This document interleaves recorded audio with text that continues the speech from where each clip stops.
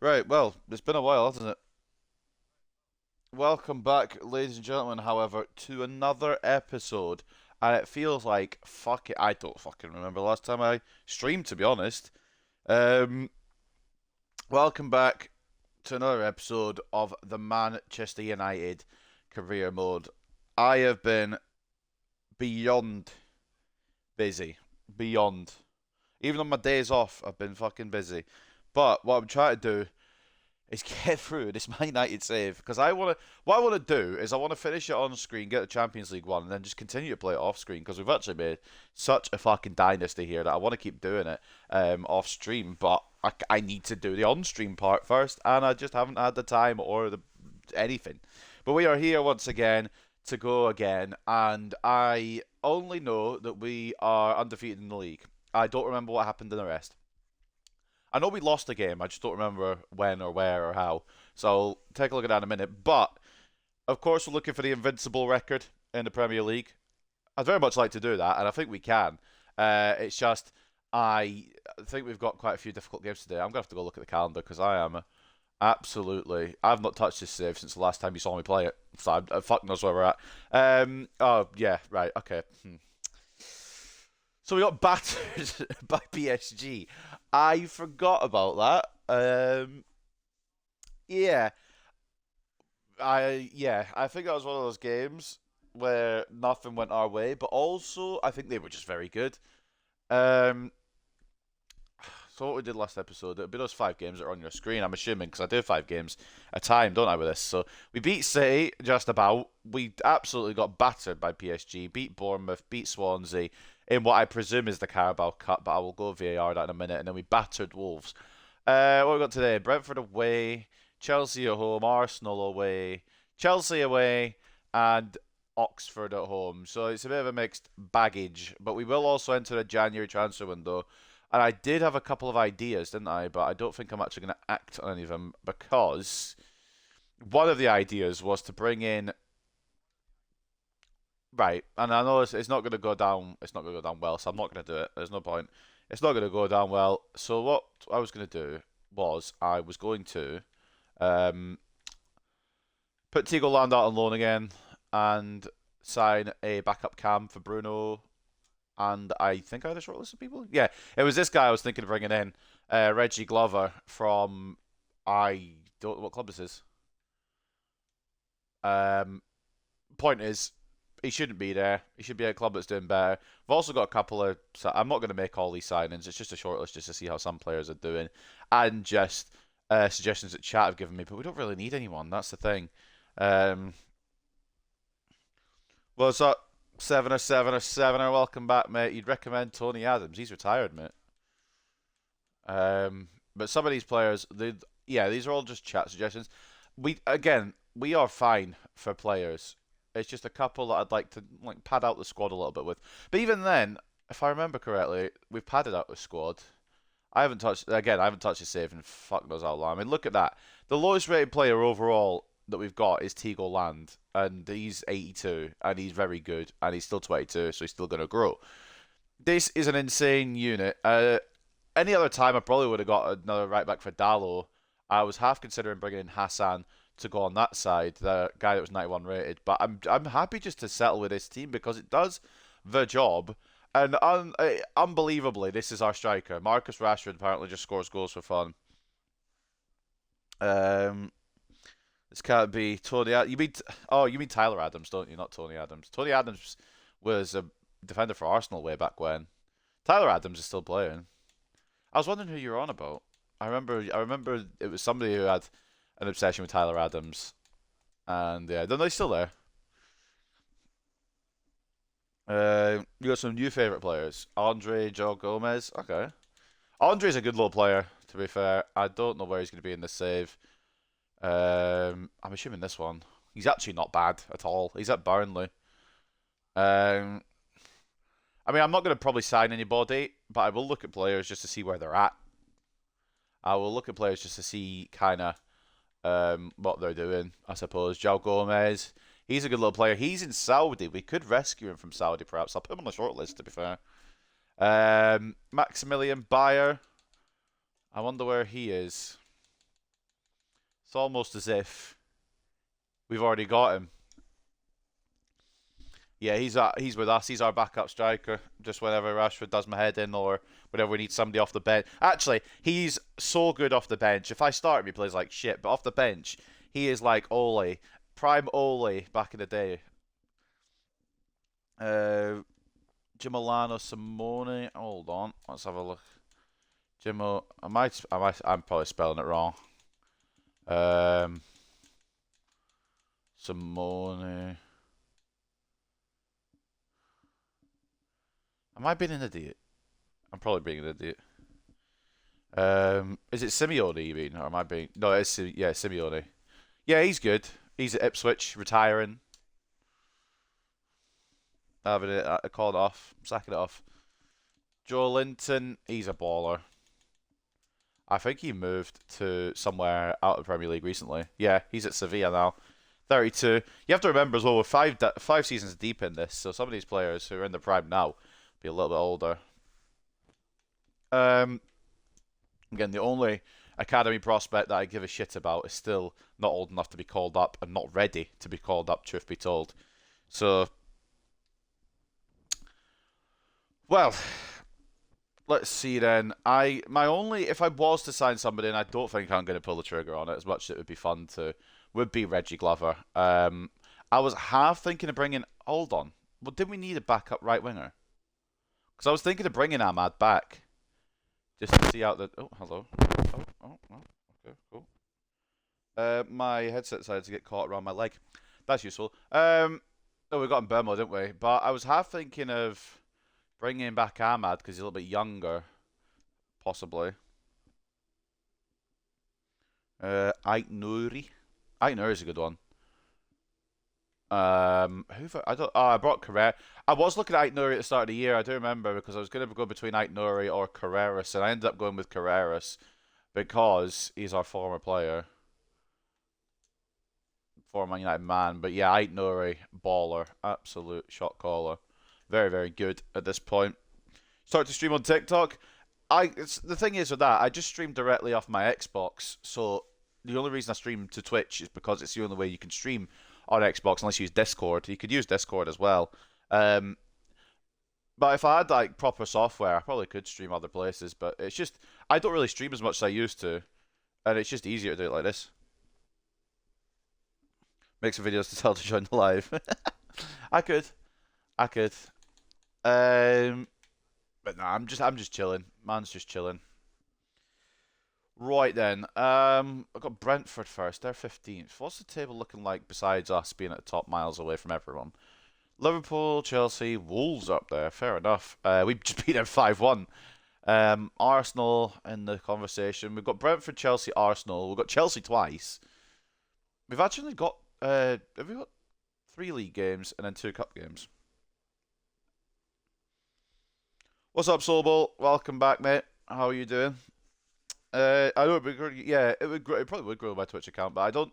Again, if I stream just like once a month, there's not really a point because I used to stream most days, but I'm just busy with real life though, so it's kind of.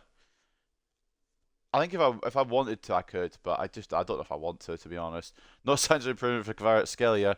Leipzig must feel like they've been robbed. What the fuck? How much did we sell him for again? It must have been like in the hundreds. 185 million. I think we fleeced him there, I can't lie. I feel a bit bad for Kvaratskhelia because he never really got a look in properly. Fucking hell, we're in a lot of the top deals. We made Xerxes into something he just shouldn't have been, apparently. De Ligt was really good as well. He was just too slow. That's the only reason I sold him. I really like De Ligt. Anyone else we're involved with coming in or going out? I don't think we really signed anybody, did we? Bayer, he was 64. Not too bad.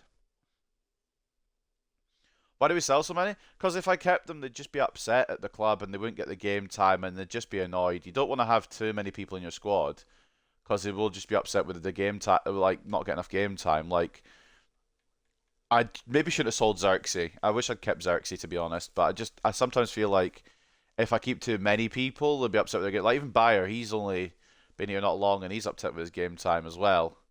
It's just trying to keep players happy really, which is why I kind of do it. Gillet's not happy. Lenny Yoro, I forgot. I will be transparent. I forgot Yoro was here. I'll be real, I forgot Yoro was here. He's not happy with his game time. I could have sworn I sold him. Am I being an idiot? Highly likely. But I could have swore I sold him. So I mean, some of these players just won't be happy because they're not getting the game time. Tigo Land, but I can't drop Bruno because at whatever age he's at now, 34, he's still absolutely cooking everyone. Sign Lingard for the vibes. I think he might be retired. I'm alright, Sobel. I'm just extremely tired, and I'm just glad I finally got a day to do something that I can just chill with. To be honest, he's either retired or he's not in the game anymore. Otherwise, I would have very much gotten him just for vibes. Deli Ali. I think when I started this save, he wasn't in the game, so he probably won't come up. No, he won't come up because when I started the save way back in fucking September or October, whenever it was. No, he wasn't in the game. Again, I've been really not doing enough with this save, but we are gonna try. I'm not gonna stick to this definitely because I am busy, but I'm gonna try and power through now properly with this Man United save because I want to get it done. I want to get it done. It should have been done last season, but we lost on penalties in the Champions League final in the most painful way possible. So hopefully we can bounce back and get it done. We have an international job. Who did I pick up? I know I took an international job. Was it England? It was England. I know I did Spain for a bit, and I think I got sacked. But we came to England just mainly to see if they got any cool young players, and that's how I found that Glover kid. To be honest, and half of my thought was bringing him in because of that. He says can, but he actually might be better off the wing. Hold on, I'm gonna test something. This is kind of why I became the England manager, just to see. Theoretically, oh, it's not saved. Okay, it's because I didn't press save on it. Theoretically, if I chucked, where is he? Where's Glover gone? Oh, he's in the reserves.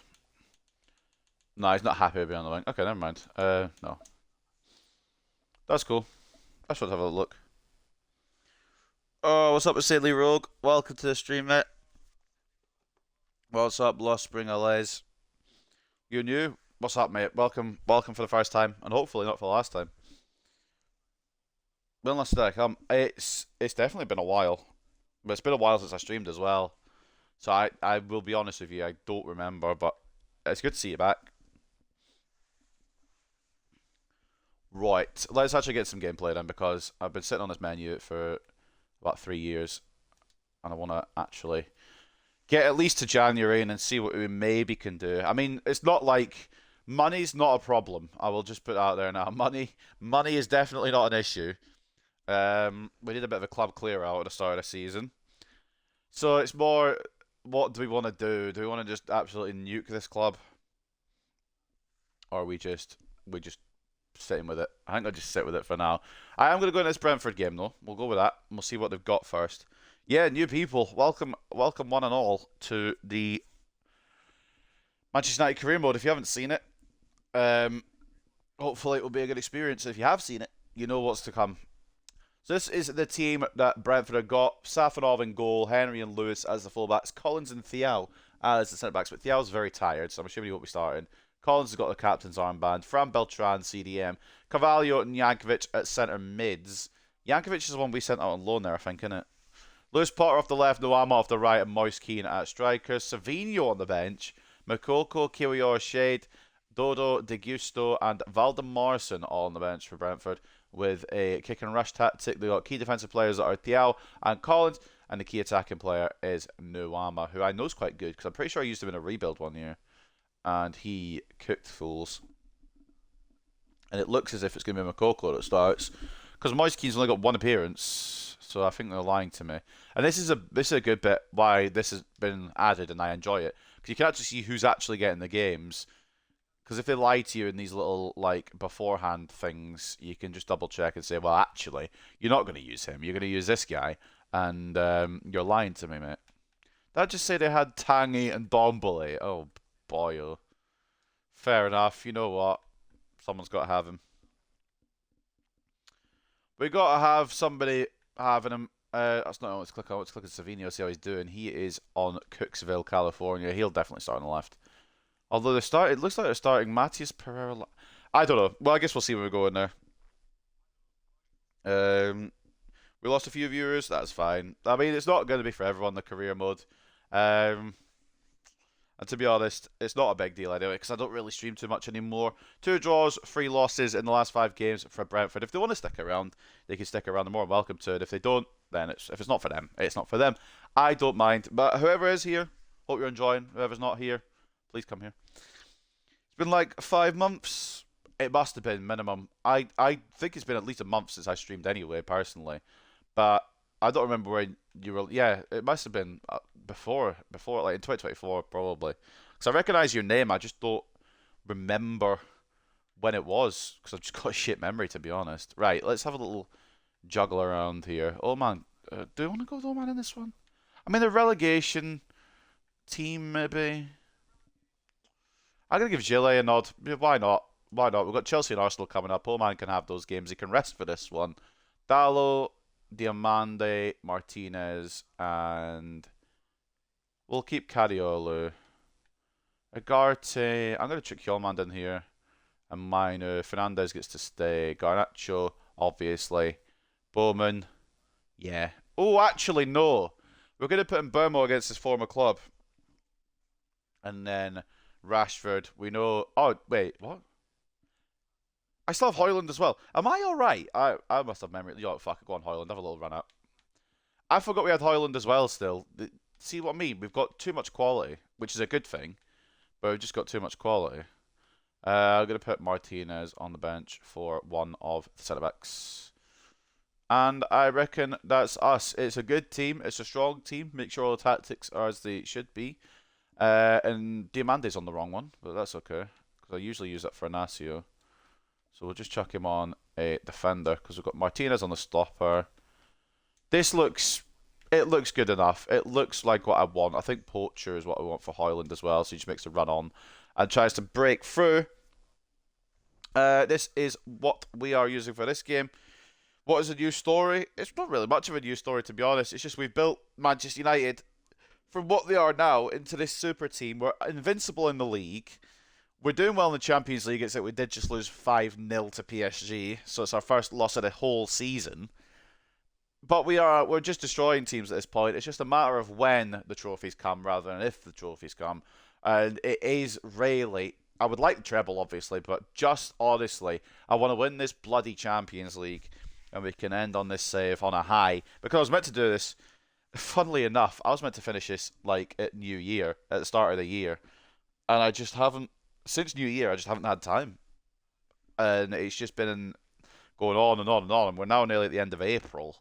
And I want to get this save wrapped up so I can just, say, well, we've done it with Man United. We've gotten back to the top. And that is where I want to be with this save. So Gillet is in goal. Cariolo and Dallo as the fullbacks. Martinez and Diamande as the centre-backs. Mainu and Hjulmand as the CDMs.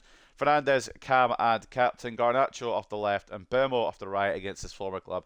We've put Højlund up top just to see what he's capable of. And at the GTEC Community Stadium then for the first game of today, it is Brentford versus Manchester United. Let's get into it and let's see if there's any rust here because I have not played this save in a little while. And the game is very loud, holy shit. Garnacho's Prem top scorer. Well, he's got the golden boot, or he's got the golden boot 2 years in a row. He's had 30 plus goals 2 years in a row. Can't remember if he had the golden boot.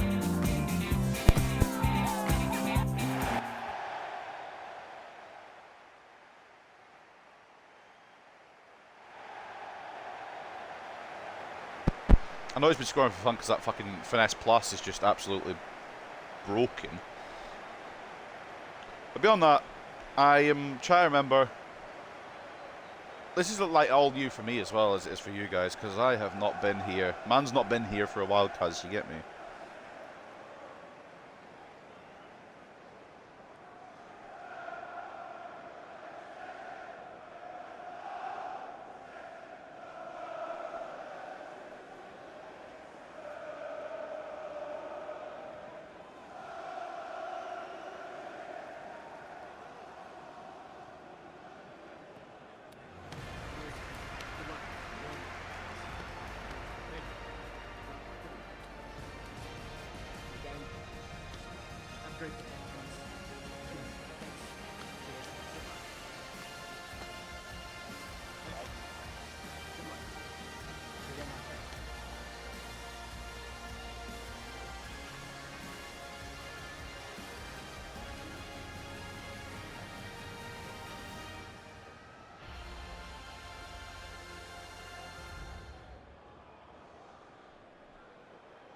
Should look at what they're using, actually. Oh, I don't know how they've... the lineup's come out weird, but that is a very good team, and I'm actually concerned. Not concerned that we're going to lose, just concerned that it's not going to be an easy win. I may be a bit cocky, but this team is good enough.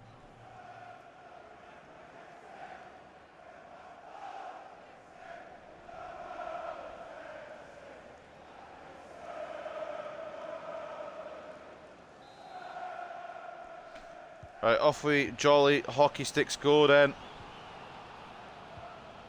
Movement on the sticks in the GTEC Community Stadium. I am getting cooked already by Jankovic. He's our own boy, our own player. Diamande blocks it into the hands of Gillet. Is it a Champions League looking season? I would hope so. We got very, very, very close last season. We got to the Champions League final against Bayern Munich, and then we only lost on penalties. So I'm hoping we can just take that next step, and if it does go to penalties, we'll be a bit more prepared this time.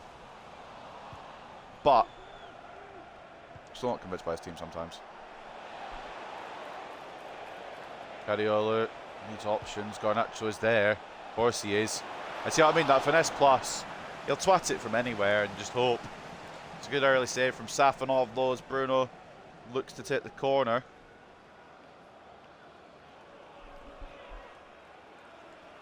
Well, I'd like to stay undefeated in the Premier League. So yeah, no, is it a Champions League looking season? It's hopefully an invincible attempt. But I'm not counting my chickens before they hatch. We've still got a couple of... Well, we've got all the difficult teams to play yet. But we have gone clear at the top. It's like not even close. It's just, can we continue to do it? And Burmo against his former club cuts in. Oh, Brian and Burmo! Oh, I meant to do the respect one. I forgot what the respect one was. Oh well, fuck it.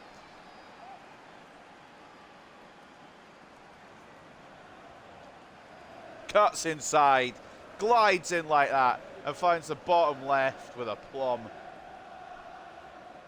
I'll tell you something, and Burmo was never really meant to be this big of an impact on this side. He was meant to be kind of a bit part player, just kind of when Bowman got tired or when Bowman just wasn't playing at his best. But he has taken his opportunities and run with them. He's got a good couple of goals this season, and he's actually got quite a few assists. Got a bit of a baller. I'm very happy with that, and he's taken the lead here at the GTEC. It's a very good goal as well. Just plays inside his man. But it could be an equaliser immediately from Jankovic. I thought it was. I genuinely thought it was. That's our man there. He's on loan from us, and he nearly put a screamer past us. Gillet was scrambling, but thankfully the wrong side of the post. And it really could have gone the other way there, but thankfully the wrong side of the post there from Jankovic. But he does look dangerous. I don't know where he's going to fit into the plans next year if we do go to a Season 6. Because there is Bergvall to come back. We've already got a very good midfield. Yes, Bergvall, that one. Højlund takes a chance, but saved by Safanov. It's poor by Brentford. Is it realistic? Maybe. I don't know. We have made some weird signings, but I've tried to keep within some rules of realism, and we've got quite a lot of the United team still here. Go on, Leacher. Oh, Jesus. Right, don't power shot with your centre-back. I'd say the most unrealistic we went was Kvaratskhelia, but that's because he was on a contract expiry. And Napoli didn't make the Champions League that season, so I poached him from there. But again, that's probably the most unrealistic we've gone. Maybe Zanoman as well from Atletico Madrid, but that's purely because they had like 6 goalkeepers and he wasn't getting as much game time as he could have had. So we brought him here. Good save, Alexandre Gillet. But other than that, it is a realistic, I would say, realistic enough save. Diamande as well, you might think, oh, unrealistic at the start, but he was at Palace in this save, so we saved him from there. Nuno Santos is so good, I say buy him. I'll have a look. We'll have a look. We'll definitely have a look. Dowell's got a block in there. Yusufa Moukoko trying to ignite something for Brentford in their season. They are on the verge of relegation, or at least the relegation battle. And any points they can get today will help them. It's only halfway through the season, so still a long way to go. But Ousmane Diomande will take that ball and he'll run with it. And why not? There's nobody to stop him. Ousmane Diomande is going to go solo here. There is nobody in the box. Ousmane, oh, he's taking the extra touch too hard. Well, there was nobody supporting him, and he's got the fucking pace, so why not? But I just didn't shoot in time. I don't think he would have gone in anyway because he's a centre-back, but look, if he's going to give me the option, if the option's there, I'm going to take it. You know what I mean? Diomande nods it away. Garnacho is just going to cook anyone now. Cook anyone and everyone. I mean, look at this, man. He just glides through effortlessly. And the shot is blocked in the end, but he just goes through. It's like he's invincible. He's a back-to-back Ballon d'Or winner at this point, which is absolutely insane to say for a man in real life who might be on the verge of leaving Manchester United. I hope he doesn't, but I wouldn't be surprised if he does. But, yeah, Alejandro Garnacho in this save, back-to-back Ballon d'Or winner. He won it again just not long ago, I believe. And then, of course, he won it last season as well. Bruno still got it in the locker, but maybe not quite to the ability he used to have. He's 34 years of age, Bruno Fernandes, in this save now. But he's still holding a 91 rating, and I think by the end of the season he'll still be either like 90, 89 kind of area. He's still very much up there. He's held his rating really well just because of very good performances. And I've got full faith in him still. That was meant for Bruno, but it just didn't go anywhere. Garnacho, I will be real, Garnacho's been putting in the defensive work as well as the offensive work. I don't know why. He seems to be quite a good tackler. The old man is a very good tackler. Garnacho needs to escape Rico Lewis here and try and play the ball inside if he can to Bruno Fernandes to make it 2-0. Good save, Safanov. There's someone else I want you to check? Absolutely, I will check everyone. Any suggestion, I will have a look at least. At the very least, I will go search them up. But I won't necessarily sign them. Because A, we don't really need anybody, and B, they might not be good enough. Alright, Bruno Fernandes. Towards header, Diogo Dalot. I was wanted to go Diomande, who was right next to him, but it is what it is sometimes. For this save, we're just going to try and get them to push out a little bit so we've got a bit more room to attack into.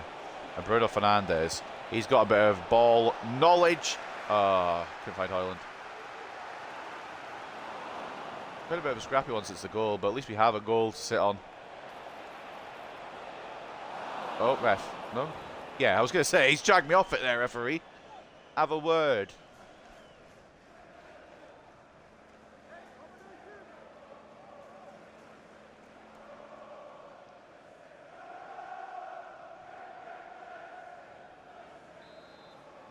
Right, I don't know what to do this with Garnacho. I want to pass it, but it's not really anyone to pass to. We'll just call, it's Cadiola from short. It is Diomande. I wanted to twat it with him, but I'm not doing it with the centre back. We already saw it. Oh, Cobby. We saw a power shot with Lissandro Martinez. I don't think Diomande could have done much better. It's a very poor free kick routine, actually. And it may lead to something for the opponents. Manu tries to get a foot in, but it's not going to happen. And Cadiola can't keep him. One of the lowest performers, Ferdy Cadiola. Garnacho's down there. Bruno's down there. Maybe come to life in the second half. Cadiola does really well there. And he will escape Nuama as well. Or at least get it to Garnacho, who's going to have the option of Bruno. And then Cadiola continuing the run. Garnacho's asking for it in the middle. He needs to just turn his man. He doesn't even need to turn his man. He's broken. I will tell you now, the Finesse Plus is absolutely a cheat code. And I will abuse that bloody cheat code. Alejandro Garnacho, once again on the score sheet. It's 2-0 Manchester United, and we are running riot in the Premier League. I was thinking he's got to go around the number 6 first and then take the shot on. No, he doesn't. He does not. He could just fucking take it from anywhere. He could just shoot there. He could probably shoot from our box and score with that Finesse Plus. It's absolutely ridiculous. And I love it. I absolutely love it. I love this team. I love this save. I just need to dedicate myself a bit more to it if I can. 17 goals in 16 matches. That's how fucking broken it is, and it could be more yet today. Rico Lewis closed them down that time as we've got 3 minutes of added time at the end of the first half. This game's felt like it's dragged a little bit. Martinez could block. But yeah, if you want to suggest anyone to checkmate, suggest a way. Or even if it's people who you want to see where they went to in this career mode, I will show them as well. Unfortunately, I can't check Harry Maguire because he retired at the end of the third season, which is very sad because I wanted to keep him going. Always good to have off a corner. Speaking of good off the corner, Jakub Kiwior nearly getting one back for Brentford before the break, but it is 2-0 to Manchester United as we head into half-time at the G-Tech. And Alejandro Garnacho seems to be the focal point. He does have a goal.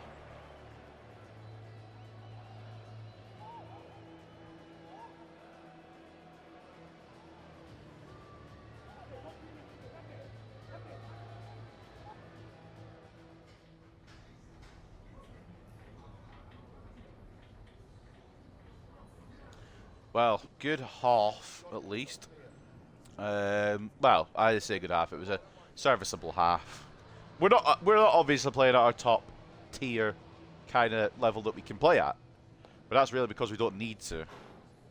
Brentford are not that good. They are very much in the relegation zone for a reason. Assists from Højlund, who got 7.9, Cadiolo 7.8 so far, and the goals. And Bermo and Garnacho both sharing 7.6 ratings. Jankovic is their best player, trying to make anything happen. It's funny how their best player plays for us as well. And the match stats at the break: 52-48 in terms of possession, 8 shots to 6, and 1.6 expected goals. Sorry, to 1.3. So I'm not saying that Brentford won't get back into this; they just haven't yet. As we move into the second half, we will start the proceedings, and we'll see if we're going to inflict any more damage or if they're going to come back into it.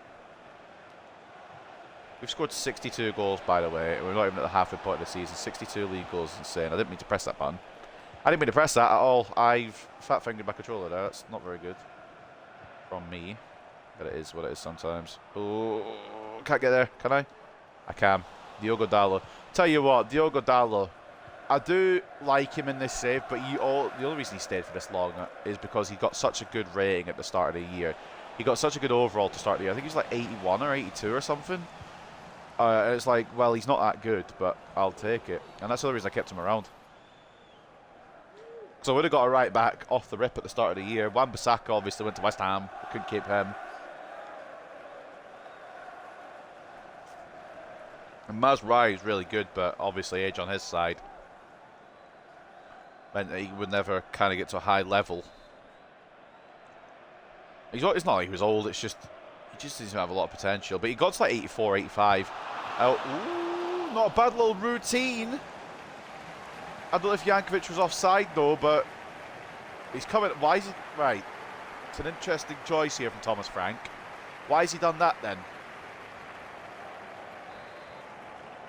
He was offside. He's brought off his best performing player. Although I'm pretty sure Fabio Carvalho's at a good level in this save as well at this point. So it's not like he's not replaced good with bad. He's replaced good with also good. So might be a danger man for Brentford if we keep an eye on that. That'd be good. Cheers. Bermo, Hillman. They're sat very far back as well. That's the thing. Try to break them down is not easy. Corby, Bruno. Sometimes I have to physically stop myself from just smacking it from range and hoping. But they've got so many in their box. It's just trying to break them down is not easy. Try to get back out to Bruno. It's gone to Bermo. Now it's gone to Bruno.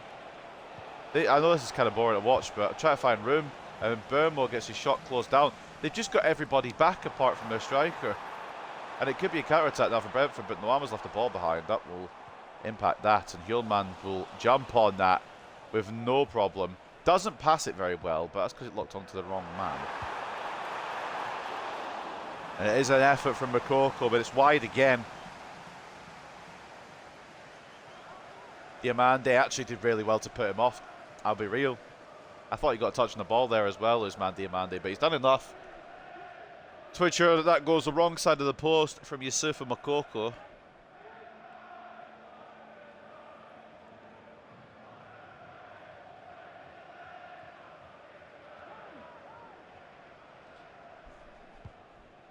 launched up the pitch now towards Rasmus. Again, we can only, well, I was going to say we could only do that with the taller players like Rasmus with the goal kicks, because with Rashford, he's slightly smaller and doesn't seem to win as many headers. But we don't really need him today. I'd try to save a few players for the game against Chelsea. Well, Arsenal coming up as well, but mainly Chelsea. And Burmo, couldn't pick him out. Pass was not enough on Højlund there. It's been a bit of a, I can't lie, it's not been a great game from us. But we've not had to be great. We've just had to be serviceable. Because again, these lot are in the relegation zone, and they're in the relegation zone for a reason. The reason is because they're shit. Højlund can't seem to take that on. It's funny because in this game, Højlund feels like completely different to what real life Højlund feels like. We've left, yeah, that's on us. That's on us. It's not quite the way I expected it to go down, I'll be real. We just didn't leave a man on Makoko. Diomande had to come across, couldn't do it. Gillet made the save from the initial shot. But then Nwama comes in and hits that, and you can't really argue with a goal like that, can you? I know it's a rebound goal, but the technique on it means that there's going to be little to no chance of Ferdi Cagnolo putting his head in there and getting it kicked off his shoulders. We will make a couple of changes now, because I'm a bit concerned that it might actually break back into this match. So we'll bring in Agarte from Minor. I think he's a little bit more defensively stable, isn't he? Actually, same stats, but Agarte's got a physicality advantage. We're going to bring on Bowman as well, and I am going to probably bring on Laurent as well. Just keep Garnacho ready and able. So a few changes. I also was thinking of bringing off Cariolo for Carreras, but I'm not going to do that. Because Cariolo, actually, I'm pretty sure, if I remember correctly, has really good stamina, so he should be able to recover. But a bit concerned there, as Ernest Nwama puts one back in for Brentford. I'm assuming the Mbeumo replacement, unless Nwama was already there, in which case he's the Mbeumo. He'd still be the replacement. I don't know if he was getting game times ahead of Brian Mbeumo. Roman Bowman needs to keep that in. He does feel a lot better now, Roman Bowman. Now he's faster. He's fully upgraded that pace. And he just feels like he can get past anybody now. Although he is, again, against Rico Henry, who's got to be in his 30s at this point, surely. Adam Laurent. He's not doing a little bad job off the wing either. And if it wasn't for us having a literal Ballon d'Or winner at left wing, I'd think Adam Laurent might be our second academy winger to start. Bowman hits the side net, and I will bring on Arno Martinez, actually. That's a good little shout.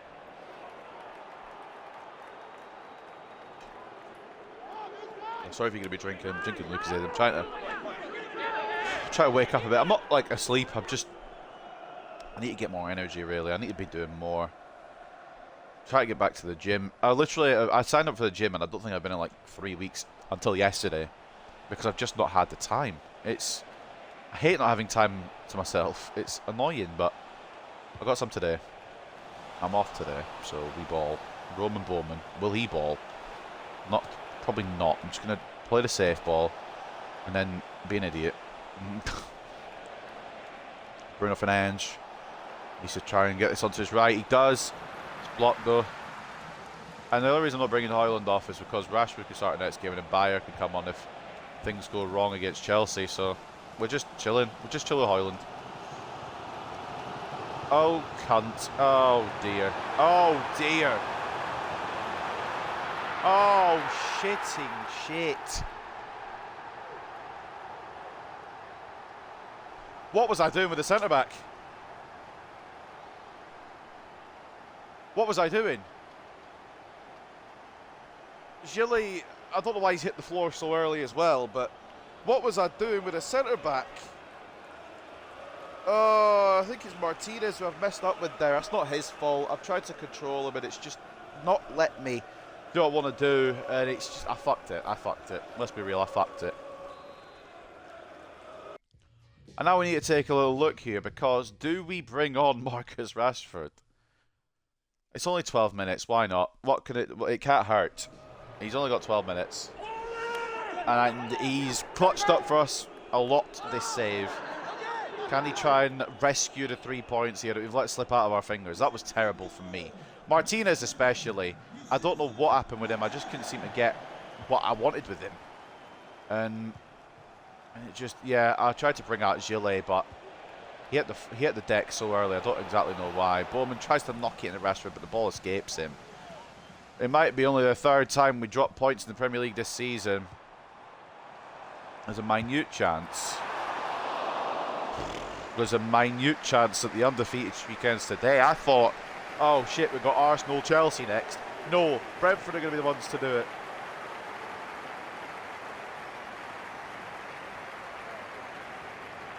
I don't know. I don't know what's going on here. We need to get this clear. Our whole philosophy is counter-attack. Let's go do one.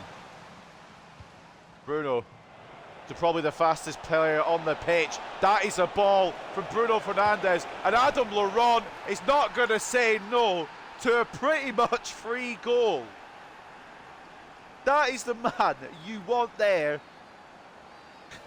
I mean, it is literally as easy as that.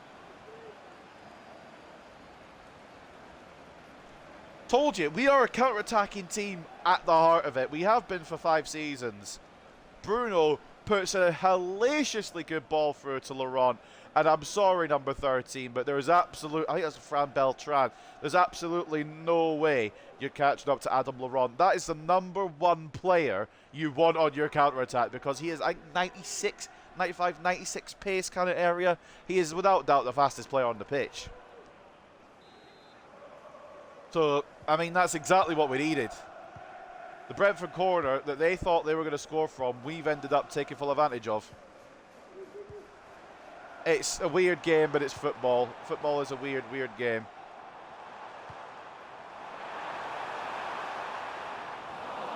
Martinez has felt a little sluggish today, I'll be real. I'm wondering whether to go the Inacio route for the next game against Chelsea. Laurent's off again, and Rashford's asking for it in the centre. There's going to be one more to Roman Bowman to secure it. It's saved. It's a double save from Safanov, but Rashford there on the scraps, and that will secure 3 points. It got a little bit scary, a little bit hairy, but we do secure another dub to add to the never-ending collection of dubs this season. I can't speak. But no, in all seriousness, Bowman, 2 bites of the cherry. Safanov, incredible double save, but we just managed to get it to fall to Rashford. And I think the limbs are a bit too much for, 16th place, but it is what it is. Sometimes you got to celebrate what you've got, and Marcus Rashford puts that away and puts the game away. You would think now Brentford scaring us a little bit, but we've got a 2-goal cushion back, and there's still 5 minutes, so God knows what's to come yet. There still might be another goal on the horizon. Gillet expertly down at his near post though this time, and it's a Brentford corner. How could this end up in the United goal this time?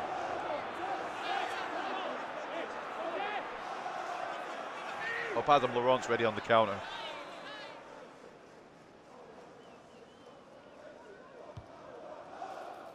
Oh, it's just, yeah. Right, so I'll walk you through that one real quick. I had the player that I wanted. The game decided that's not the player that it wanted, so I couldn't use the player that I wanted to prevent that header. Thankfully, Martinez is there to block it. It is another corner to Brentford, though. I wanted to be, I think, Cariolo, and it just switched me off. It's not done it this time, or it did try to, but I think I switched back on.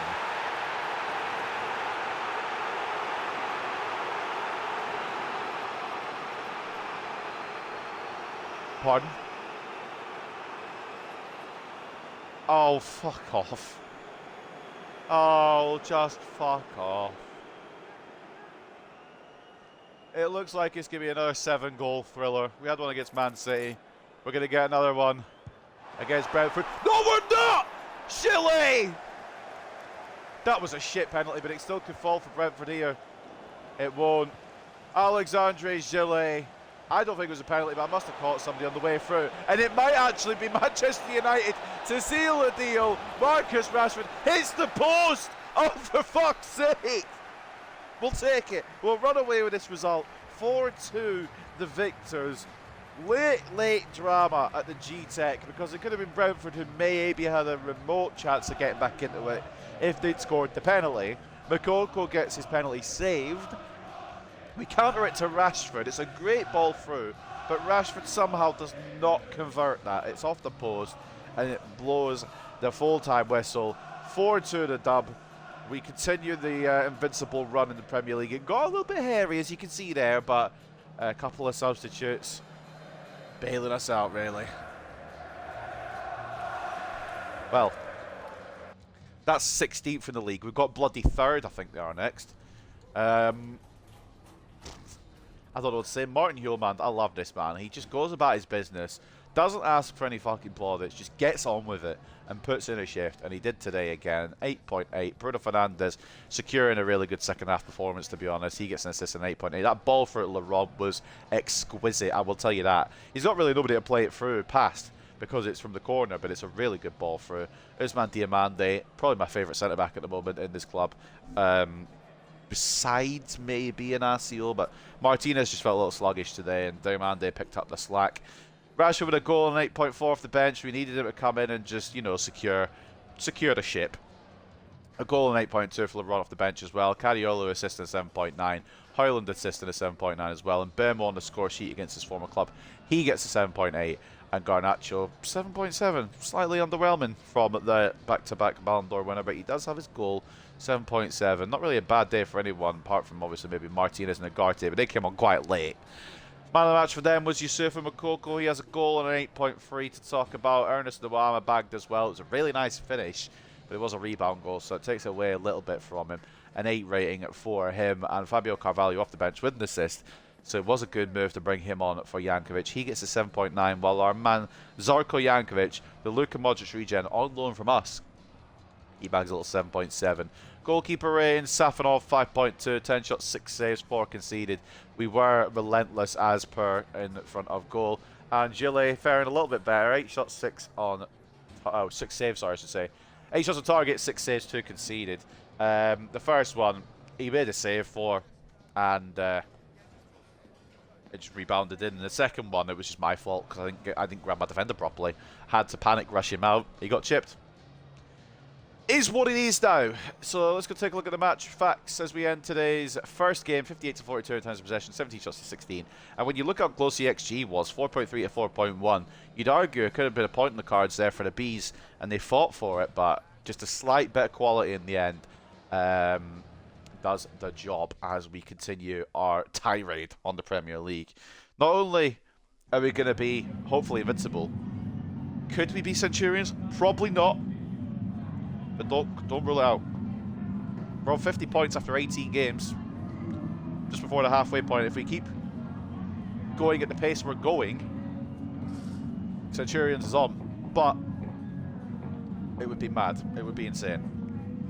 Invincible's a fucking big enough dream. Centurions would just take it to the next level. Cement Carlos Rodriguez as potentially the best manager in Manchester United history. Well, actually, that's a fucking lie. I'm talking out my arse. Maybe the best one I've done in Man United career mode with. Martinez's passing was on point. How much did that contribute to the positive result? I mean, his passing was on point. I just felt his tackling was a bit... I just felt a bit... I'm not going to go downplay. Because he did alright, but it just felt a bit sluggish tackling-wise and defensive-wise. And I probably will set him out for the next game. I don't know. Maybe we go Martinez and Asio, but that would be stupid because Diamante's just been a shift. I don't know. How long have we got before the next game? We've got time to rest some of these cunts. 2 days. Not really. Bollocks. Right. Let's have a little ganderific. I mean, ultimately, we'll just put on all that energy and see how much to recover before the game. I think that's all we're going to do. Bowman's up to an 86, by the way, and I'm pretty sure that means I need to change the development plan, which we can do momentarily. I'm just fixing up all the training plans so we've got nobody being an idiot and doing the wrong thing. Rasmus didn't really do anything, but I thought we had him. So the fact that he was on the pitch is probably a testament to him, I guess. Right then, onwards to Chelsea. They are in 4th now. Either they dropped points or somebody had a game in hand and overtook him. But they are in 4th. As you take a look at the leaderboard, it looks as if they did lose their last game. Who are they playing? little scout report in there. They lost to Arsenal. That's fair enough. Understandable. Have a nice day. We are 14 points clear at the top. No end in sight to how long this is going to be an undefeated streak. But then again, it could end today. This is going to be the halfway point game. So after we play Chelsea, we'll have played every team in the Premier League and we'll have got a positive result against them. If we do get a positive result today. I'm just saying, invincible. Could still happen if we can keep the positive vibes and positive results coming. We've been scoring for fun. Garnacho's got a lot of those, but it's not even just Garnacho. It's just everyone has been piling in and saying, yeah, I'll have a shot. Yeah, I'll have a shot. Go on then, I'll have a shot as well. It's just fucking ridiculous. Down the bottom end of things, Burnley looking set to go down already. West Brom and Fulham might join them. Luton holding on. In real life, they're trying to hold on to their championship place. But in here, Premier League place is what they're trying to keep. Newcastle down there as well. Forest, who have been the surprise package in real life this season, they're in the bottom half. Spurs, probably right where they belong, to be honest. And us, we are absolutely unrealistic right now because we should be in 15th or something. But we are 5 seasons deep, so you got to put that into perspective as well. I just realised as well, and I probably because I haven't done this in fucking ages, I forgot to read all the news before that last game, so we're going to catch up with the news this game before we get into this game against Chelsea. The stage is set for a new clash in the Man United-Chelsea rivalry as the two get ready for an eagerly anticipated Premier League match. And Man United play host to Chelsea in a massive game that will have great influence at the top of the table. The league leaders are in for a test. We bloody are. Fernandes continues to impress despite being 34. He just does not want to slow down. Don't let that man slow down then. 9 goals, 9 assists in 15 matches. That's 18 contributions from the Portuguese Magnifico at 34 years of age. Newcastle lost to Liverpool. Arsenal beat Chelsea. Yeoman got man of the match against Brentford, and the league leaders Manchester United marched on an impressive faction by collecting 3 points against Brentford from the bottom half of the table. And inspired by United manager brings in winning sub Rashford. We had to. It felt a bit, scary. Yeah, anyone crossing their fingers the underdog, and they only got the result. And the Premier League team of the week, last time we played, Diamandi got in there, Rashford got in there. I believe that was the Wolves game. So not too shabby. Alonso there. Right, we're caught up with the news for all I care about. I don't think there's anything else. There's team of the year predictions. Two of our defenders are in there. One of them now at another club, but he still made it. So we got Chelsea next. And before we even go into the opponent analysis, I'm just going to go do the big search because there'll be somebody hidden in the depths that'll just be an absolute fucking weapon for them. And they won't be in a starting lineup, but they'll be in there somewhere, just having a little sneak around. What the fuck? Sorry? Because I searched Deli fucking Alley. Forgot to delete it. There was a player we need to search, actually. Nuno Santos. Nuno Shantz. I probably won't get him. I don't know which Nuno Shantz it is. We'll take a look at both Nuno Shantz. He's retiring end of season if it's that one. Plus he plays for Lyon. Not very happy with them at the moment, although we did beat them in the end. It just got a bit too close. Or is it this Nuno Shantz down here? A little younger. Probably a little better. Not better. Worse. Same. Kind of. Nuno Shantz. And if Insanely Rogue, if you're still here, I'm happy to check whoever you want me to check as well. But first, we're just going to have a little ganderific at what Chelsea have to bring because they're in the top 4. Kepa and Ramiro, they'll probably start Ramiro. His form's bad. Maybe they'll start Kepa because his form's okay. His contract's expiring. I'm surprised he's even still at Chelsea. Don't know how he's fucking managed. Anyone stand out? If it's scrolled properly, I could have a proper look. You know what, we'll do this. Their defence is not that good, I'll be real. Renato Vega's decent little player. I mean, they've got a good back 4 on the face of it because you got Vega. It'd probably be Vega, Tapsoba, Chalobah, or Tosin. It could be either or, and then DeMarco. But depth not great. Midfield, they've got Caicedo, who's a baller at this point. Fair folks, like they got. I read that as Garnacho. Why is my brain not working today? Grimaldo. Yeah, Ooh, hold on. Hugo Larsson's form's bad, but he's not doing too badly in terms of stats. Gonzalo Marin. Do not know who that is a region of. TDM centre mid. I don't know. They got Mastantuono as well. Hard to read, but he's good. He'd probably be better now to have. Lewis Miley. Did we have him? Or am I thinking of a different save? I might be thinking of last year's save. I had Lewis Miley at Man United at one point. Cole Palmer. Obviously, he's just going to fucking be an absolute menace. The midfield department's really good. Attacking wise, Miguel Branco, not quite there yet. Nicholas Jackson's still their main man up top. And Pedro Neto's doing it. I mean, I'm not wholly concerned, but that midfield could win the battle for them. It's going to be an interesting one because every time I shit talk Chelsea, they beat me. So I'm not fucking not trying to, like, jinx it. Maximilian Bayer's completed Portrait plus. So let's see what else we can do. His potential is 85. And if Portrait goes up in 18 weeks, I'm just going to leave him on Portrait then. Or is there anything else on winger that might be quicker? Nah, Portrait goes up in 18 weeks. I might as well just leave it on the cunt. And while we're here, actually, that's what I wanted to do. I forgot it, even though I said I was going to do it. Romanus Bomanus, he's now at an 86. Nearly in the top, well, getting there to the top echelons of this club. Potential to be special still, only at 20 years of age, by the way. Finishing's coming along good.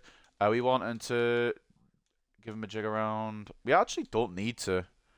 He's actually quicker to stay on the inside forward, I'll be real. Get his shooting up.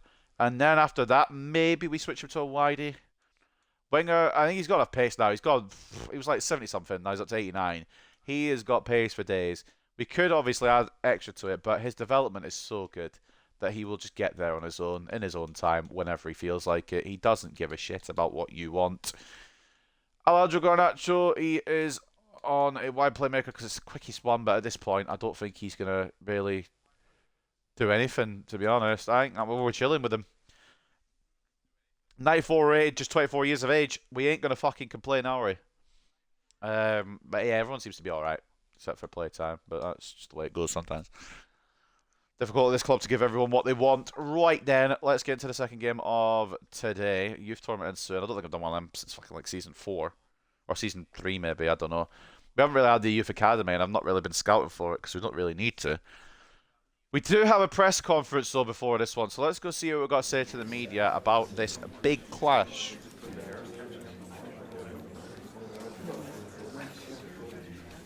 Rodriguez. Bruno, can he do better than that? Yeah. I think he can. I think he will. Probably should use Land for that last match, I'll be real, but it's alright. He's got an actual custom team man's now to be handling it. Well, he's got 17 goals in 16 Premier League matches, mate. And I think about 25 or something overall. So I think he's doing pretty well. Ah, shit. Ah, fuck it. He's always confident. He's always complacent. Wakes up complacent, doesn't he?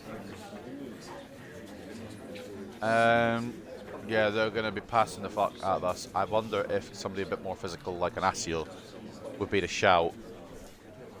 But we shall see. We'll have a look. Of course we'll have a look. See what we can do. See what they've got to offer. We'll go look at the opponent analysis just to see what they're bringing to the table. Well, this is what they're bringing, ladies and gents. More or less what I said, I think. Besides Marin. Didn't expect him to use Marin, but he's not a bad little player. So they've got... Hold on. DeMarcus... Okay, chill what? Let him cook.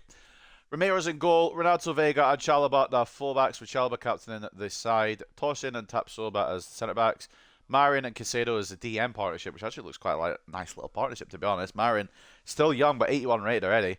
DeMarco off the left, Cole Palmer off the right, Quentin Timber at the cam spot, questionable, but I'm letting him cook. And Nicholas Jackson sits up top. 3 wins, a draw, and a loss out of their last 5 as they sit in 4th place. And the tiki-taka style, we knew they were going to bring that. Caicedo, key defensive player, and the key attacking players, Palmer and Jackson. So let's have a look at the stats and what's it saying. Jackson with 11 and 3. Better than what I thought he would be at. But, you know, Palmer a little slow for none. What was this? Yeah, it's been a heavy carry job from Jackson. Mastantuono has been getting a good amount of game time as well, though, to be fair. I wonder if they're going to deploy him in the cam. He seems to be cooking a little bit. Yeah, not too... I mean, it's not awful, but you'd expect a bit more. But then again, we've been scoring for fun, so our numbers are just going to look even more insane. Nicholas Jackson, though, he's the man to watch. Uppers, toppers. And before we do, I want to see... If is Garnacho far away in the Golden Boot, or is it quite a close little run? Yeah, these 4 clear Haaland. Fair enough. He had 2 less appearances as well. You know what? Sometimes you just gotta cook, and you can't stop cooking. Too much food to serve out is what it is. Let's get into the match day then against Chelsea. Let's see what we want to use. Probably this. Martinez is up to 89, you know. Hold on a minute. I was not informed of this. Why was I not informed of this? Who didn't let me know this? In my backroom team, they were like, yeah, he's up to 89, we're not going to tell you. How long does it take till the boy gets to... Yeah, it's still a while. He's at his peak as well at 30 years of age. Could still at 90, but I'm not counting chickens before the hatch. And even if he doesn't, who cares? We will just go with that back 4, I think. And I'm going to go with that midfield. And I'm even going to go with that front 3. I was going to make sure the bench is in the correct order, to be honest. We're going to put Yoro on the bench, just to make it feel like he might have a game. And then I think we're just going to do that. I'm happy with that, personally. So that's the team that will go against Chelsea. Arguably our strongest team. Hopefully our best team. We shall see, though, because I am not expecting incredible things, but you just never know. If I believe enough, it might happen. All right. So Oman in goal, Cariola, Dallo as the fullbacks, Martinez and Inacio as the centre-backs, Minor and Ugarte the CDMs, Fernandes at cam, Garnacho off the left, Bowman off the right. I should say Fernandes has the armband. He will keep the armband till I fucking die. Or he dies. Whichever comes first. Rashford at striker as well. Old Trafford hosts this one. It's the halfway point of the season. If we win today, we'll have beaten all the teams in the Premier League or we'll have got a positive result in the Premier League against all the teams this season so far. And the invincible streak is definitely on. If we can do it once, we can do it again. So, on Christmas Eve, it's Manchester United versus Chelsea. I'm fully of the opinion that we can go invincible if we can win today. I will be a lot more confident, as they say, in big fun.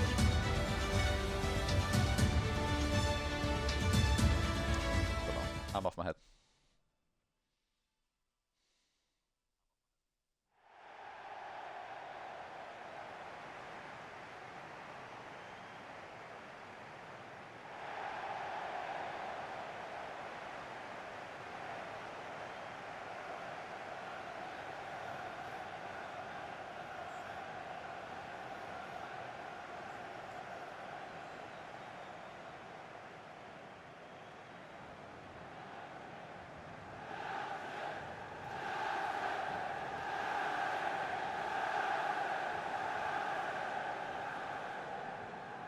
United, sing along with the fans if you know the words.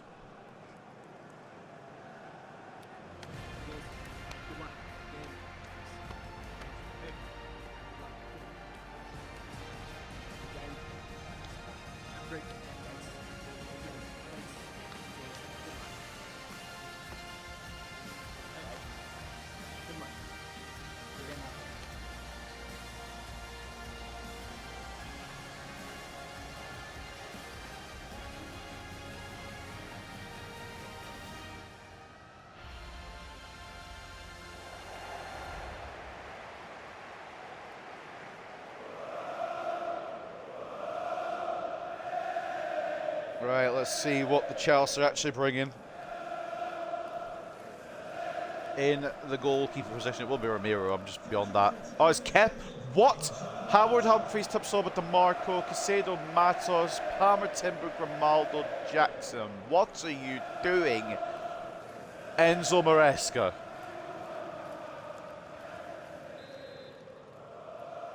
We could cakewalk him. We actually could. I don't think we will, but we could. But anytime I get confidence against Chelsea, they always beat me. And we've got them to play again today as well. We're playing them in the Carabao Cup semi-final first leg. And the next episode, I think, will be the second leg. Unless all the games have bunched together so much that it doesn't somehow fall. But I believe that's the way we're cooking it. Bell tries to launch it to Rashford. It's away. Bruno wins the ball. Roman Bowman into Dallo. Minor try to get away from Quentin Timber, but runs into Moises Caicedo. And it looks as if Chelsea might make me eat my words today. They're looking like they're cooking. Grimaldo on the decline and Dalot still on the incline a little bit. So he's going to win that battle, and I'm going to try and find Bowman here, but it's locked onto Rashford. It does get to Bowman eventually, and now Rashford does have the space to maybe pop up the shot. He's gone the wrong. That's... Yeah, I didn't want to run that way. I want to run the other way where my stick was actually facing. But fuck me, I guess.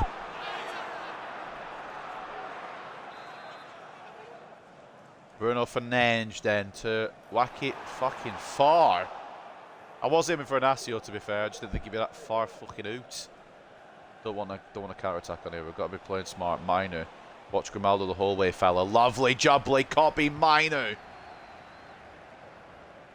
Rashi's got a campaign to remember. It's weird because I never thought he'd be one of the success stories in this team.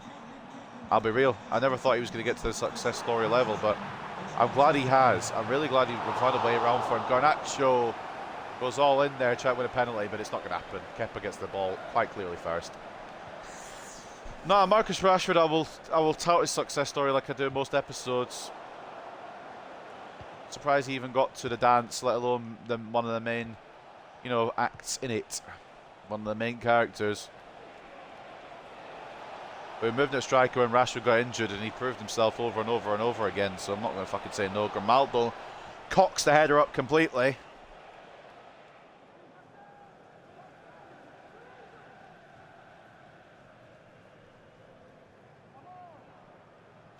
It has been cocked up.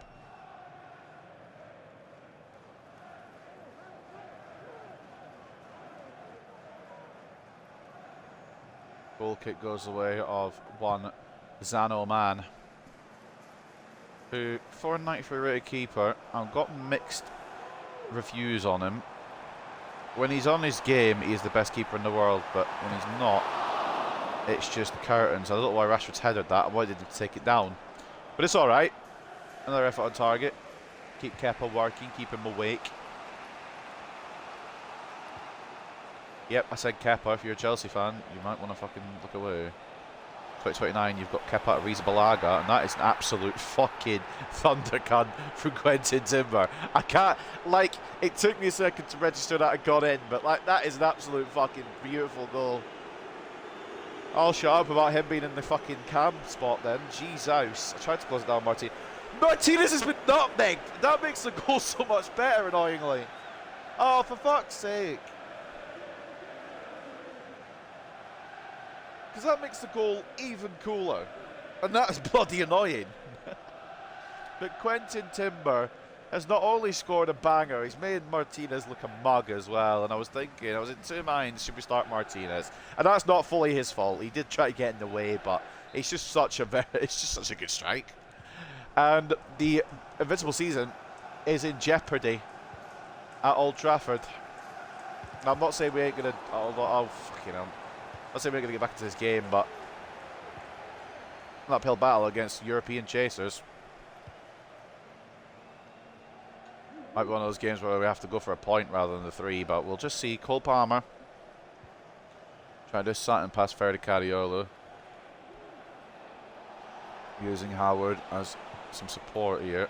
It's into Palmer. It's nabbed. Fucking hell by Minu. I'm an idiot. My brain didn't work. Oh, ref. I don't know what I'm reffing for. Matos has made a good tackle. Oh, it's going to be, innit? It's going to be the loss. Everyone just feels a bit sluggish. I don't know what's up. Matos runs out of room, though. It just feels a bit, not like these players would usually be, but I guess we can see. Nasio making a bit of a long bursting run forward because neither man is available on the right. Dalot will continue. Not to get ahead of DeMarco, though. Bowman should have been there. I think he tracked back for the throw-in, so we'll let him off. And now we've got no Diogo Dalot. He is there now. Nicholas Jackson. A little pass off to Meduse. Roman Bowman gets it to Manuel Ugarte, who takes an inexplicable heavy touch because I've not even done that. That's not the touch I did. I feel like the game's going to try and give them the win today. It's fine, I guess. Invincibles is overrated or something. I'm not writing this game off yet, but I just feel like it's going to be one of those. It just has a feel to it where I'm just not going to get anything in my favour. And Bowman can't keep that ball under pressure from Matos. It's going to be me running my mouth off and fucking regretting it, innit? Oh, Garnacho. Copy, ref. Fucking hell, it's like bloody Django in the midfield there. Bowman. Can he escape the Marco? He can. Can he go alone? He might have to. Roman Bowman, he has done. It's a good save, Kepa. Bowman's done really well to fashion a chance out of there because there wasn't really anyone in a position to receive the ball.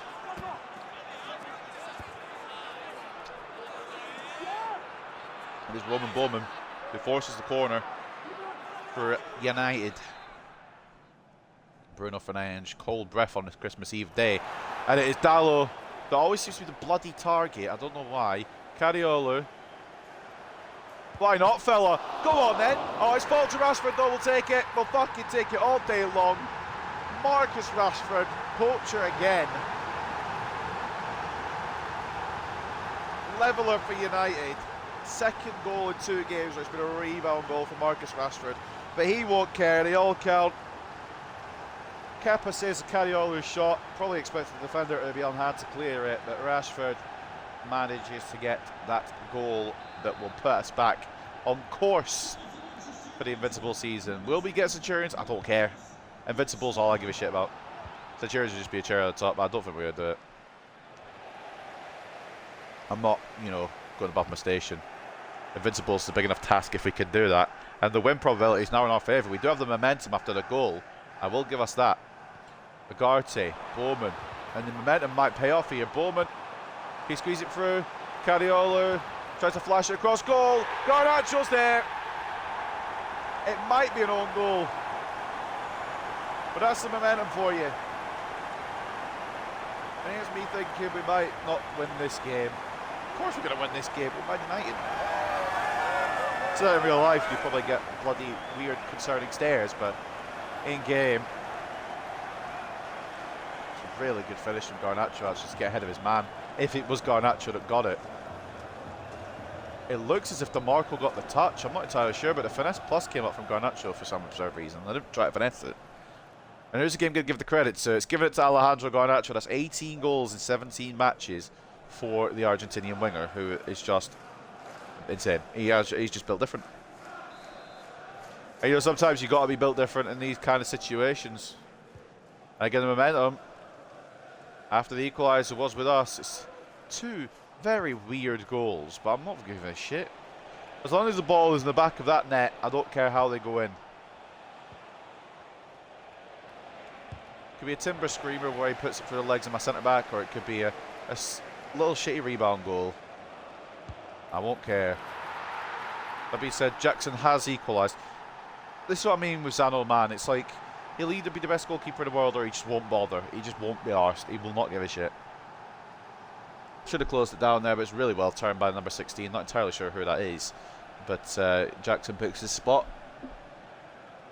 He was a danger man beforehand. We said about him being a danger man. We just haven't done anything about it. It's a good finish. I mean, I feel like a 93 rated goalkeeper should be doing more than what my 93 rated goalkeeper's doing. But I'm not expecting him to get to that. It's just well placed, well finished, and it's a fucking goal fest here at Old Trafford. Maybe the momentum isn't with Manchester United. We need this half-time whistle, I think, just to reset a little bit. Or do we need a goal, perhaps? Roman Bowman. Oh, Kepa. Give it another immediate fucking goal. It's a goal fest here. Just need them not to attack, please. Ref, blow your whistle. Cheers. 2-2 at the break. It's a great game for the neutrals, I suppose. And for whatever the fucking... I mean, there are chasing parties in the Premier League title race. I doubt they'll, you know, get there. But 4-0, it's been a little fucking problem, hasn't it? To be honest, not the end of the world.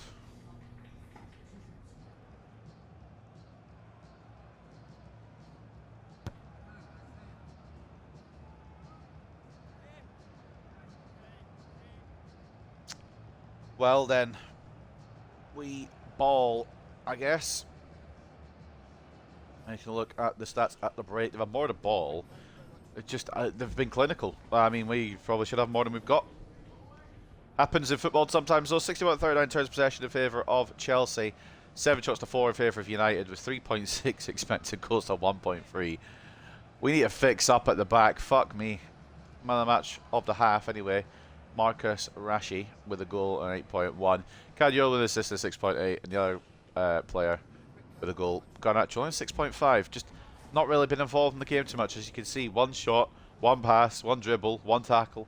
It's just he's not really. It's not that he hasn't been bad. He just hasn't been. Most of it's gone down the Roman Bowman side, and he's been cooking. So Grimaldo man of the match so far, assisting at 8.7. 8.2 for Cole Palmer, who also registers an assist. Kepa putting in a shift to try and keep Chelsea in this, 8.1. And goals from Jackson and Timber get them 7.9s and 7.8s respectively. That Timber goal was lovely, so I can't even get mad at it. And the Jackson goal was just well placed. It's 2 good goals from Chelsea, 2 janky goals from us. We are lucky, but also unlucky at the same time, because we've got like triple their XG, but our goals have been fucking whack and their goals have been really well taken. And it looks as if Chelsea are just going to try and get out of the blocks here with an instant finish. I wonder if this should have been Gillet's game, but in all seriousness, it shouldn't have been. I don't know what Cobby's doing. I don't know why, oh man, he's taking business days. Oh, oh, mate. Why did old man take so long to get off his fucking line there? Bailed out. I believe it was Diogo Dallo with the goal line clearance. He was spinning on the line. And old man with a save. We'll do a little VAR check on that one, because I wasn't convinced that we actually cleared it in time, to be honest. Gonna have a gander here.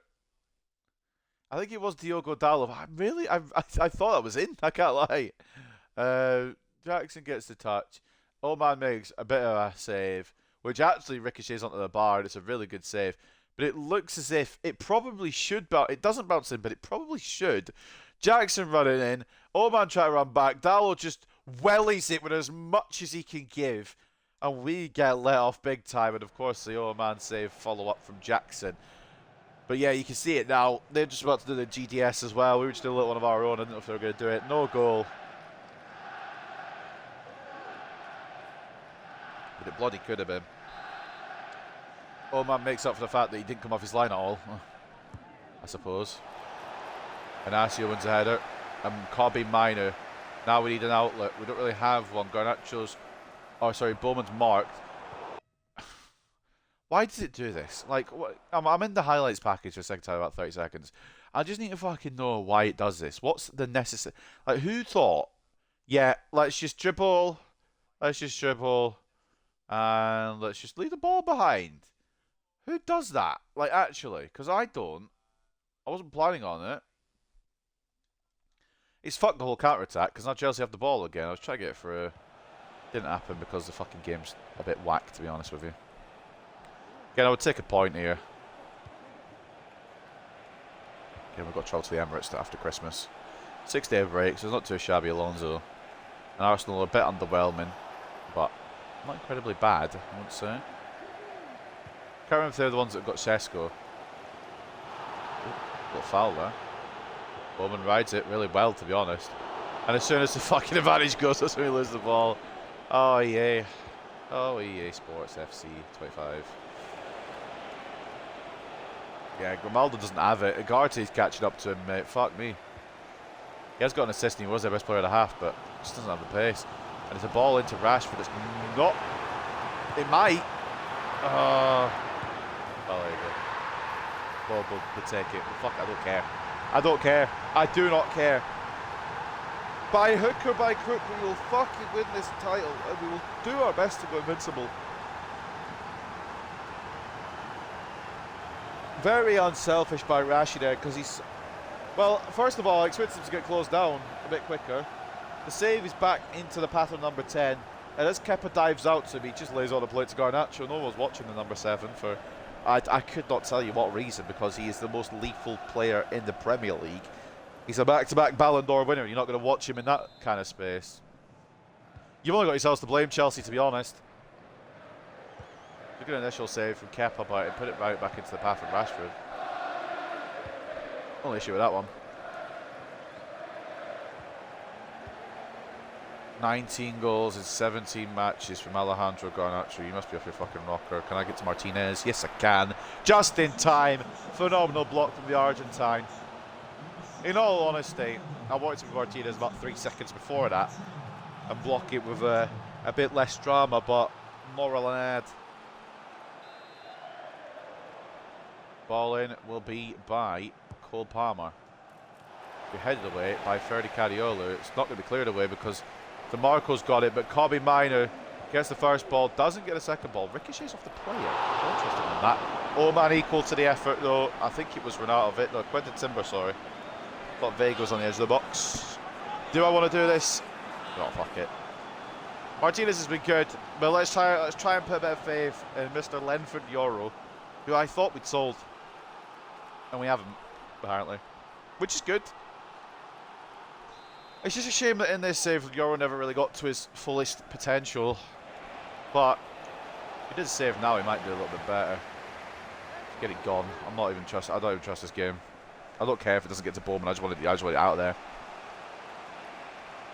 Chelsea travel to Kenilworth Road next. We travel to the Emirates.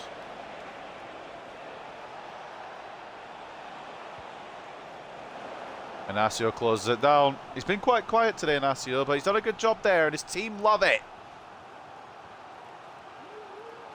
Everyone congratulating Inacio like he's won the fucking Champions League, mate. Like, fuck me. I defended the corner that might still go in. Like, oh, fuck, got to touch that with Cariolo. Maybe I did. Who knows? Good save on man again. Chelsea, like a bullet again. Try to get in.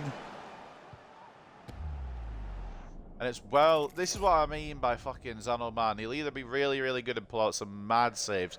Maybe got a bit of concussion there as he hit the ground, but he'll pull out some mad saves or he'll just let in shitters. But the goals today from Chelsea have been good, so we're not fucking doing a character assassination on my goalkeeper today. Fernandes, ball nicked off him by DeMarco.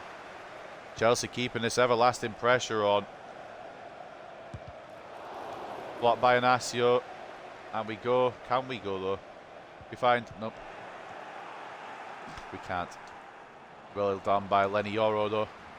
As we find Garnacho with Fernandes and it just did not leave his feet. Well, that should have left the feet early by Ugarte though.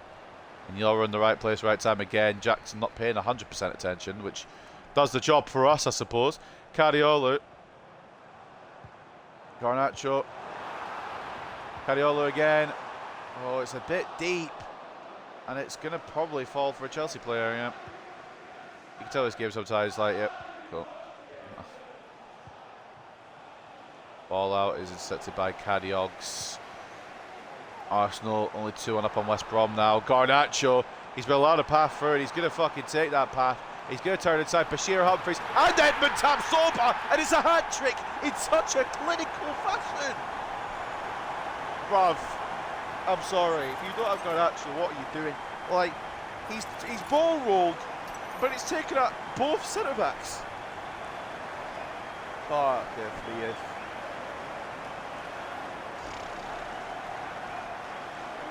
Right then, Alejandro, fella. Sorry, I wasn't familiar with the game. Before we do a kick-off, we're just gonna give him a rest. Might as well. He's done the deed. Bring on Bayer as well. That's not Bayer, is it? That's Bayer. And we'll chuck on Yeoman for a bit more stability. Swap them around. And I was thinking of bringing on Carreras, but I'm probably not gonna. Mate, fuck me. Garnacho signs off with. I can't even, it's not even goal of the game either because Timbers was just so beautiful. But it's definitely a fucking way to get your hat trick. Alejandro Garnacho, if it wasn't obvious already, he's announced himself as the best player in the fucking world. Bar none, by absolutely none. Lenny Yoro. Oh, Lenny Yoro, get stuck in, lad! It's probably going to be a book in. It probably will be a book in, but fuck it. Yeah. Yeah. I can't argue with that. Neto's just been absolutely fucking crunched. Hold on a minute. Well, hold on a minute, actually. Let's just... I can't keep doing this, but let's just hold on a fucking second here. Have I slid through the ball with Lenny Oro? I just need to fucking double check. Because it looked as if I got the ball, and it looks as if I've gone through it with his leg. Like, literally through the football. Touch escapes me, yeah. I have got him first, yes. But, like, I could see... Well, hold on now, actually. Hold on now, actually. Is that a yellow card, referee? I've got... I mean... This game is phenomenal. I have got the ball, but apparently it's see-through. It's do you know what? Looking back, it's an unfair yellow, but when physics aren't on your side, what can you do? Paul Kammer lining up. Is it going to be consecutive 4-2s here for Manchester United? We're going to break the 100-goal barrier by fucking February, mate. Oh, fucking hell. Oh, no. Why? Oh, man, please just come out for the ball sometimes. It might have been a bit of a dodgy one there because Palmer dropped it into a really good area, but Yoro gets the initial touch, and oh, man, quick to react. Corner goes Chelsea's way. United banners all over the old Gafford, as someone said.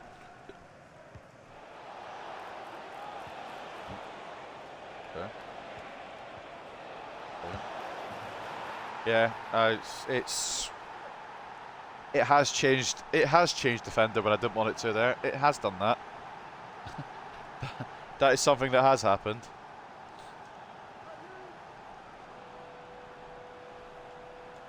Unfortunately, it's changed me off of Euro when I wanted to not change off of Euro. But I ain't here to ask questions. I wanted to be my defender, and it didn't let me be my defender. And apparently, Tipsoba's got a striker's finish on him, so.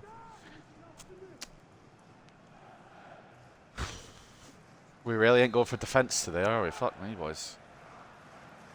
7-goal thriller again. We have one of these against City. Oh, LeRon, that's just not what I've done with you, is it? They fucking make it 4-all. There might be expletives.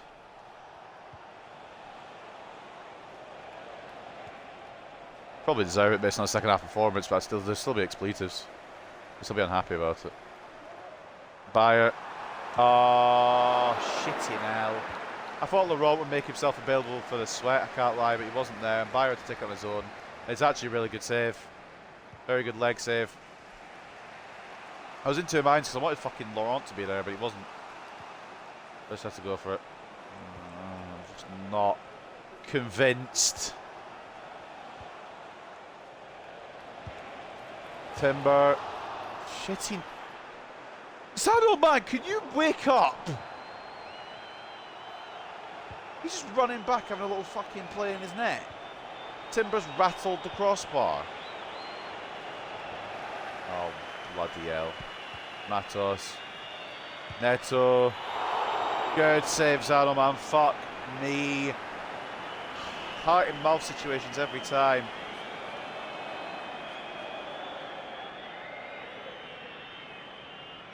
We've one of these games today where everything has just gone to fucking shit. Ball in. Oh, ball out. Get it gone. I don't care. I don't care where it goes. All I care is Laurent should be able to breeze through. And it might be one more for United as Cariolo. Oh, why is it Cariolo? Just the wrong side of the post. I think we've managed to run down the clock enough anyway. You might give Chelsea one more opportunity. But I'm letting the time just expire, to be honest. We should be fine. The controller's down, but I'm going to pick it back up just in case. 5 minutes are up, ref. What say you with the full-time whistle? He says it's full-time. Fucking hell. We don't do it the easy way, boys, do we?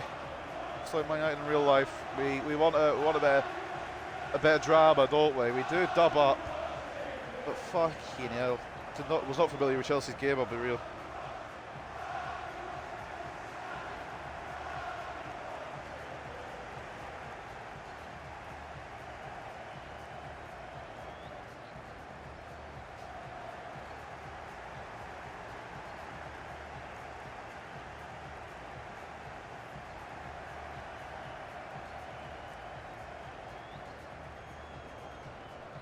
Sun's shining in. Apparently it's meant to rain today, so I love Scotland. Anywho,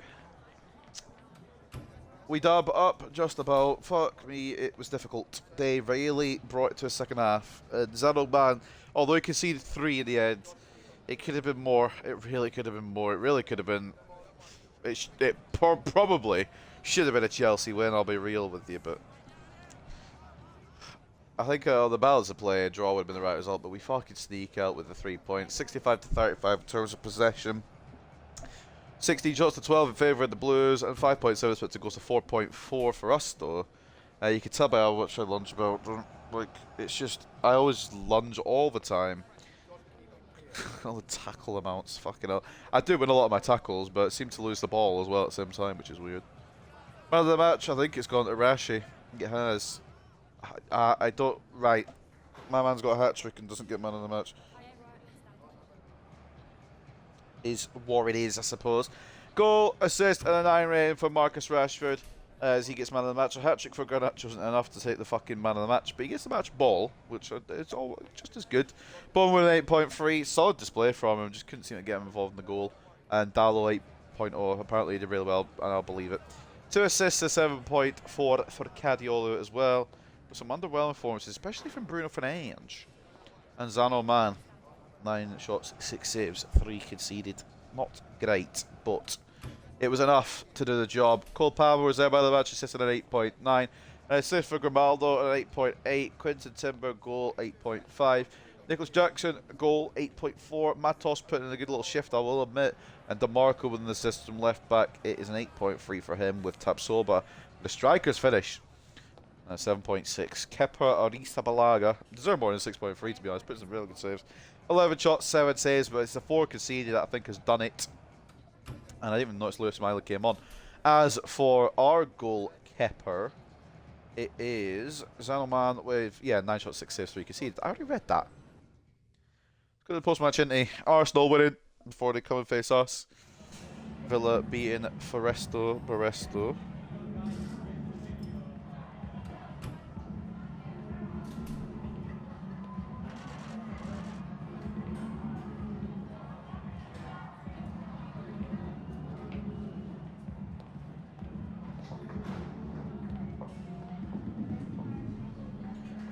Yeah, I love Rashford. I'll always love him.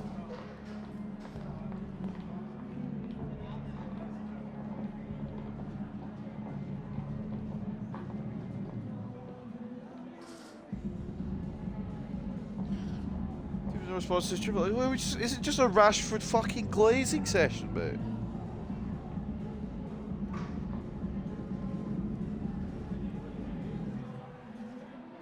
Oh, that was Euro as well. Well, he's not glazed him, it's just a yellow card for Euro. Who cares, man? Got a bit of game time. Did alright. Some very key tackles, actually, on Nicholas Jackson, who was trying to make his little runs for Euro. I was just saying, nah, fam. Not today.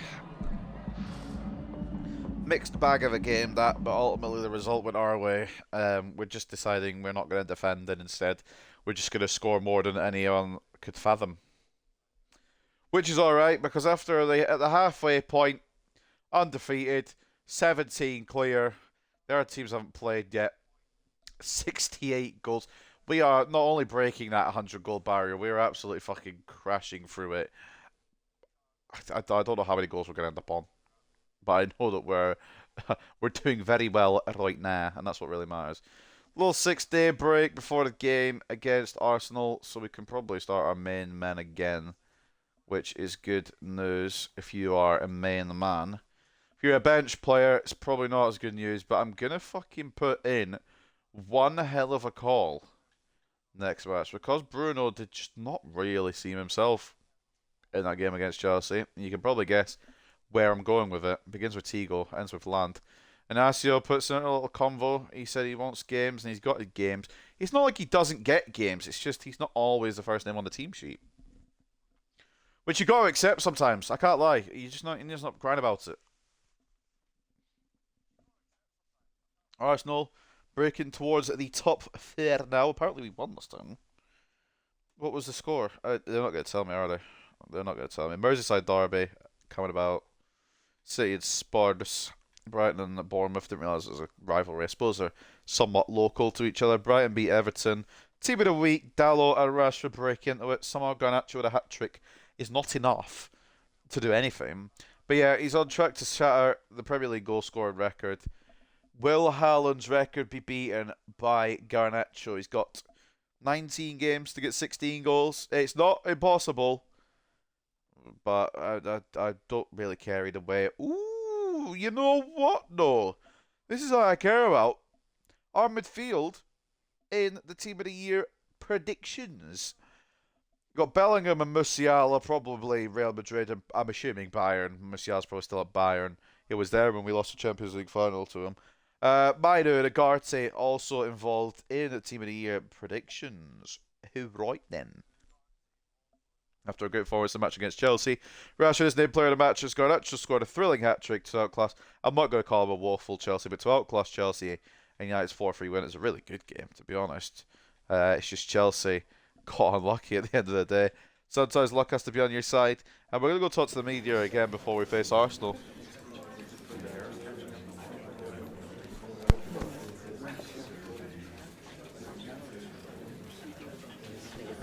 Bowman looks for challenging with your football. He killed it last game, I can't lie. Really, really active. If it wasn't for Garnacho just being an absolute bloody goal machine, I'd argue Bowman was the better winger that game. Dalot, yeah, I lunge a lot though, so I'm not reading into these tackle stats, I can't lie.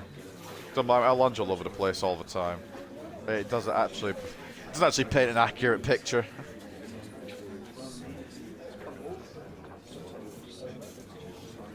I'm assuming Arsenal are tiki-taka side because they're giving me the same bloody spiel I gave Chelsea. Can Martinez do it?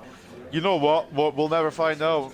We're going to actually rest Martinez. Just did not, again, feel like he was very good.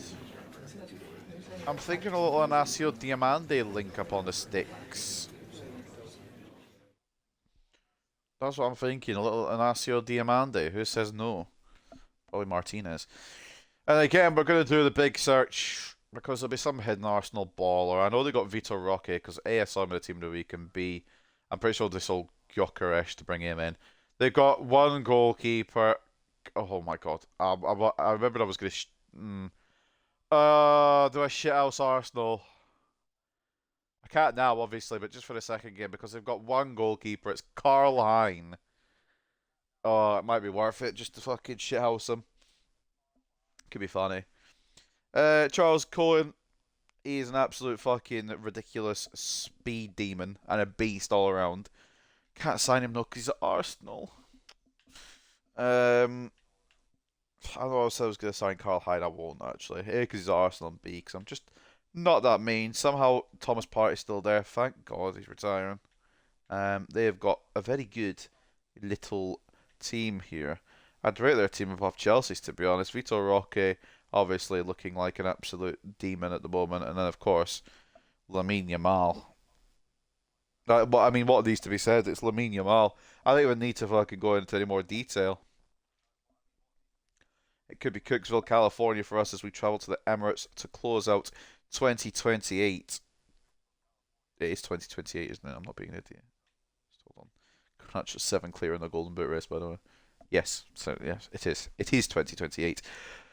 Right then, let's have a little gander at what the game is going to tell us they're going to use, and then we'll go see what they're actually going to use. Ter Stegen in the sticks. Oh yeah, I don't remember why I can't sign Ter Stegen, but I couldn't see Ter Stegen.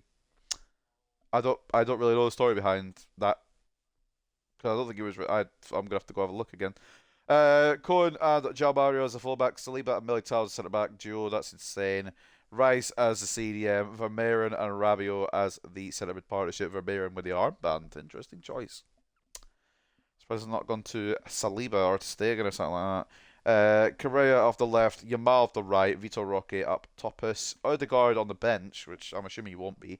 Evan Nilsson, Mendy, Hugh Nelson, Nuno Tavares, and Thomas Partey all sitting on the bench as well. Team stats say that Vitor Roque is done alright. Yamal you'd probably expect a little bit more from, but it's not like he's doing bad. Yeah, it's a good all-round fucking team. Yeah, it looks like Odegaard's probably going to jump in ahead of whoever the fuck it said. Fuck, they got Virgil as well. He's got to be on the fucking decline. He is on the decline. 37. He's got 46 acceleration and 6 sprint speed. Bloody hell. But the thing that concerns me is the 5 wins in a row from the Gunners as they try and upset me. Will they? Don't know. I don't remember what the score last time was. I'm going to have a go gander that as well. Key attacking players, Lamine Yamal, Vitor Roque, and Cohen, and the key defensive players, Cohen on there as well. Alongside Rice and Militao, we knew they were tiki-taka because of the question in the press conference. I got hiccups because I always have hiccups when I stream. I've not had hiccups in months. I come back and stream once. It's a lie, I had hiccups yesterday. There was something I was going to search, but I've got off track with my brain cell. Stegen.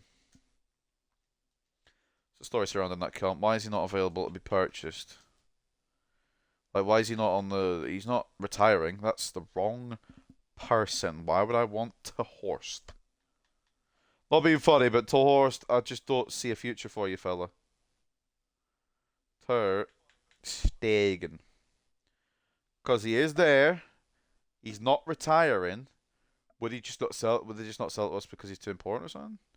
No, they would sell to us. So it's just they're just pissing me off, is what they're doing. To be honest with you.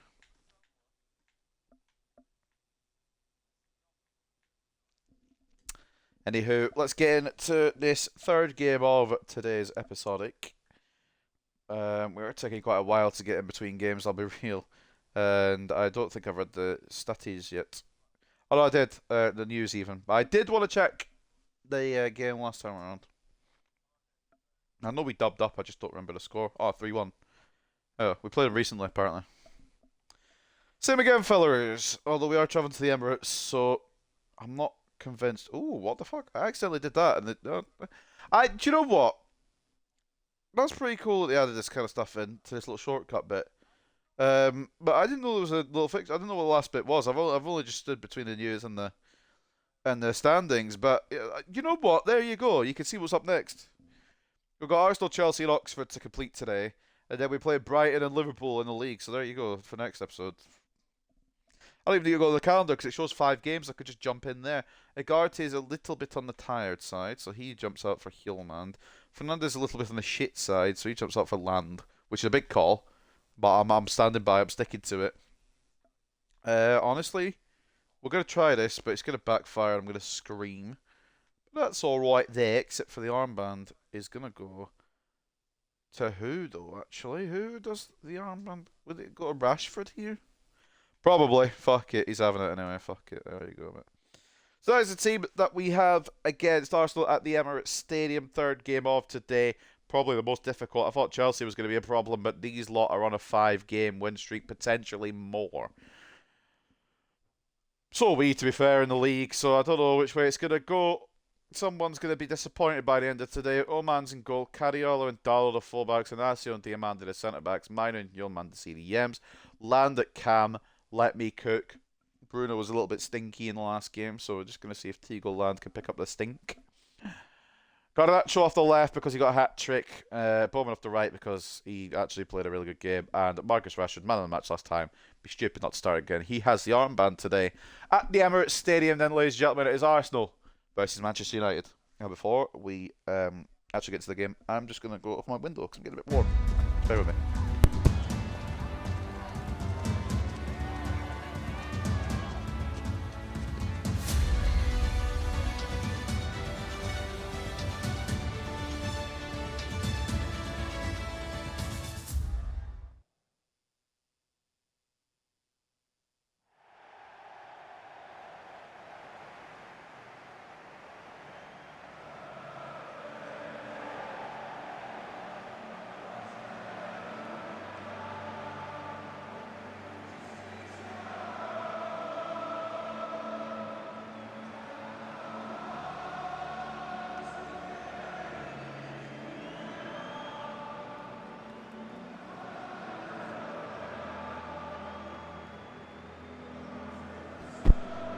Inbound on the Gunners then for the smash.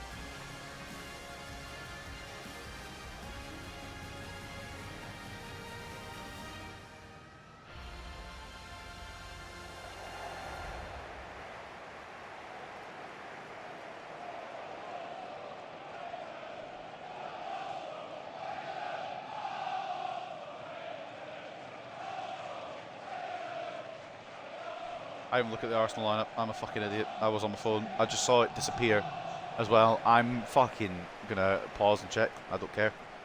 My save. I'll do what I want. Oh, here we go then. Third game. It's not been an easy run, but we've shown enough. Oh, I'm sat on my cable. Wow, how? How does my cable always get trapped around my fucking leg? Right. Before we kick off, Marcus, I'm just gonna have a little nosy. I'm just gonna walk over to Mikel Arteta and just have a look at his team sheet. Oh yeah, I need to sneeze. Bear me. All right, sneezing. Correa. Who did I think they were gonna have off the left? Probably Correa. But yeah, no, that sounds about right. More or less what I expected. Full strength Arsenal team. Let's get it in, boys. What can Land do that Bruno couldn't? Oh, no. Not this early. Not like this. Not like this. Tico Land. Oh. Just taking call into action early. Oh, it's terrible from Arsenal. Tico Land. How is he there? What? It's melted all over the calf. Garnacho. Could find Tico Land. It's a bit heavy though. I thought maybe Stegen might. Well, double thought on that one, but no. Thought and did what he wanted to do. Garnacho somehow doesn't get given. That was a foul, but I'm not going to complain. Guardiola, Garnacho. Off he goes straight to Jamario. It doesn't matter. You can have the ball, but you'll lose it again. Guardiola. Land, turns straight to Eder Militao, and that is a problem with Land. He's just not got any physicality, and he's come up against two very physical specimens at the back, Militao and Saliba. Yeah, good luck, bruv. 1-1 already. Luton and fucking Chelsea putting on a bit of a bloody shift already. Luton to the lead as well, because I believe that's a Cole Palmer equaliser. Oh, it's just going to bounce through, and old man's going to get up. Where are you? Saddleman, can I get your coordinates, mate? What's going on there? I'm sorry. I think it's not good at the highlighters. What the fuck's he doing? Thank God that's not good. Odegaard gets his shot saved. That's fine. Is there a way I can just rotate his data? There we go. Zoom out a little bit. Where is he going? Oman has dove away. Oh my God. Sure. Thank God for Correa missing that. Because that could have been Oman's P45 right there.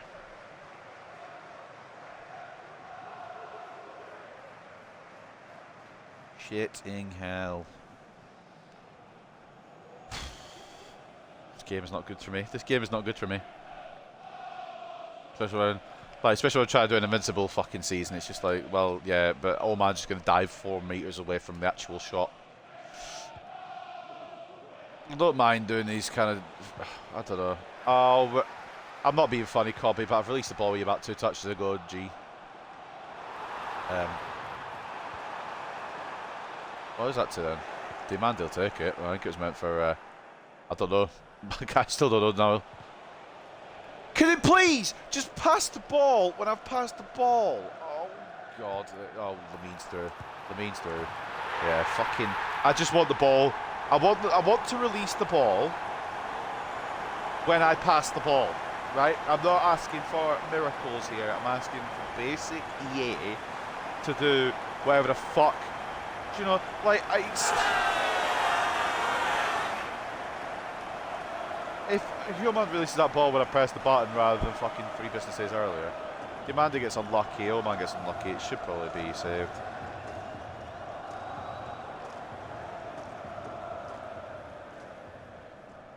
It shouldn't even go in, to be honest. That's not even a great finish. Like with Chelsea, there were good goals. With Yamal's there, it either has to be blocked or saved, or something has to happen where that does not go in. But it has gone in, and it's 1-0 Arsenal. Ultimately, just pass the ball when I press the A button.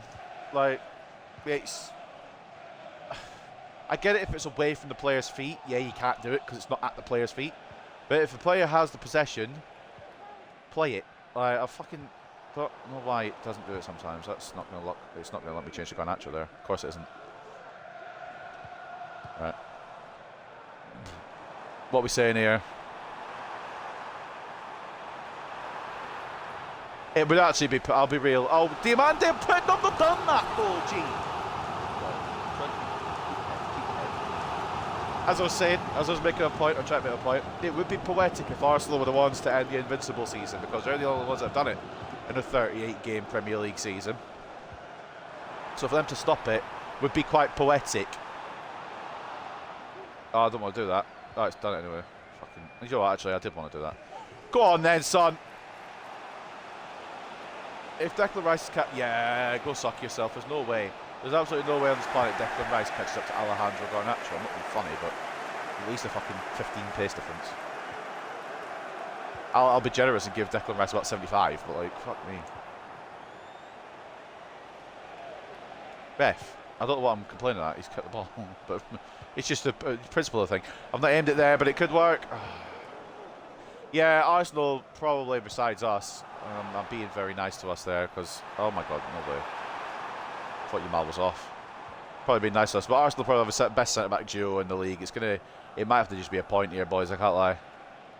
Garnacho dancing through. Oh, he's got through. Can he get to Rashford? No, it's really well read by Marc-Andre ter Stegen. It's really well read because he knows I'm going to put the ball across, and he's fucking read it superbly. I can't even get mad at that. It's just really good goalkeeping IQ. Can it get there with Inacio? We can. Yamal showed too much of the ball to him, but then we've showed too much of the ball to Yamal. We've quite literally given it to him. Can we get the ball, please? Thank you. I kind of meant when I tackled, but oh, João Mario's now out of position, and Garnacho's not going to say no. A bit of fucking breathing room, is he? And we're going to do it again. It's going to go to Robert Bowman. Oh, I don't want to start it like that. I had time. I'm not, you know. Oh, land. Bowman. Can he find room? He can. Oh, it's a really good tackle by Charles Cullen. Bowman's got a long day at the office. I can't lie, that left back region is an absolute beast. Do not know who he's the region of. He might be a pre-gen of Theo Hernandez. I don't know. But what I do know, he's an absolute fucking insane man. It's not Mendy, because Mendy's still playing. I don't know who it would be. Garnacho towards Dalot again. I don't know why you're always the target man. Probably way to change that, I just don't know how. Land's done very well this half, to be honest. Try to keep all the attack piece together. Garnacho, Dalot. Just tried to put a little bit of engine on that one, and it's just not gone, and now it could be Vitor Roque.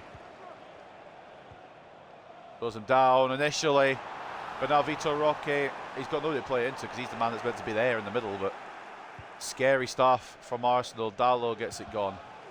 And it's going to be a throw in. Charles Cohen stepping up. Lost performance, fucking hell.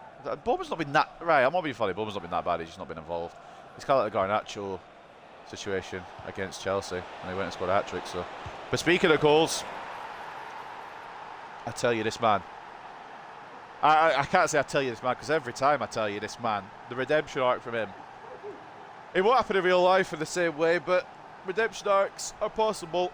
And in this career mode... It's not like he was ever bad. He was just behind Garnacho, who's pretty much cemented his spot from day one and hasn't let it go. Rashford's always been the backup winger. I was considering selling him at one point, but then we tried him at striker when Højlund got injured, and the rest, as they say, is history. And it's 1-1 here at the Emirates. I'm not convinced we'll win in this, but I'm convinced that we don't lose this. 10 goals and just 11 appearances for Rashford. He did have a little knock at the start of the season, I do remember. Or at least, I'm assuming that is it, because why would he only have 11 appearances? I'm pretty sure he had like a 4-weeker, maybe a broken toe. Fuck knows. He had something. Oh, land! Great physicality from the man who doesn't seem to really have any physicality. Garnacho could do it himself, but he's got options. Cadiola drops it in the land. Ugh. Oh, he took it. Oh, the ter Stegen had to be there. Had to be prepared for it. was.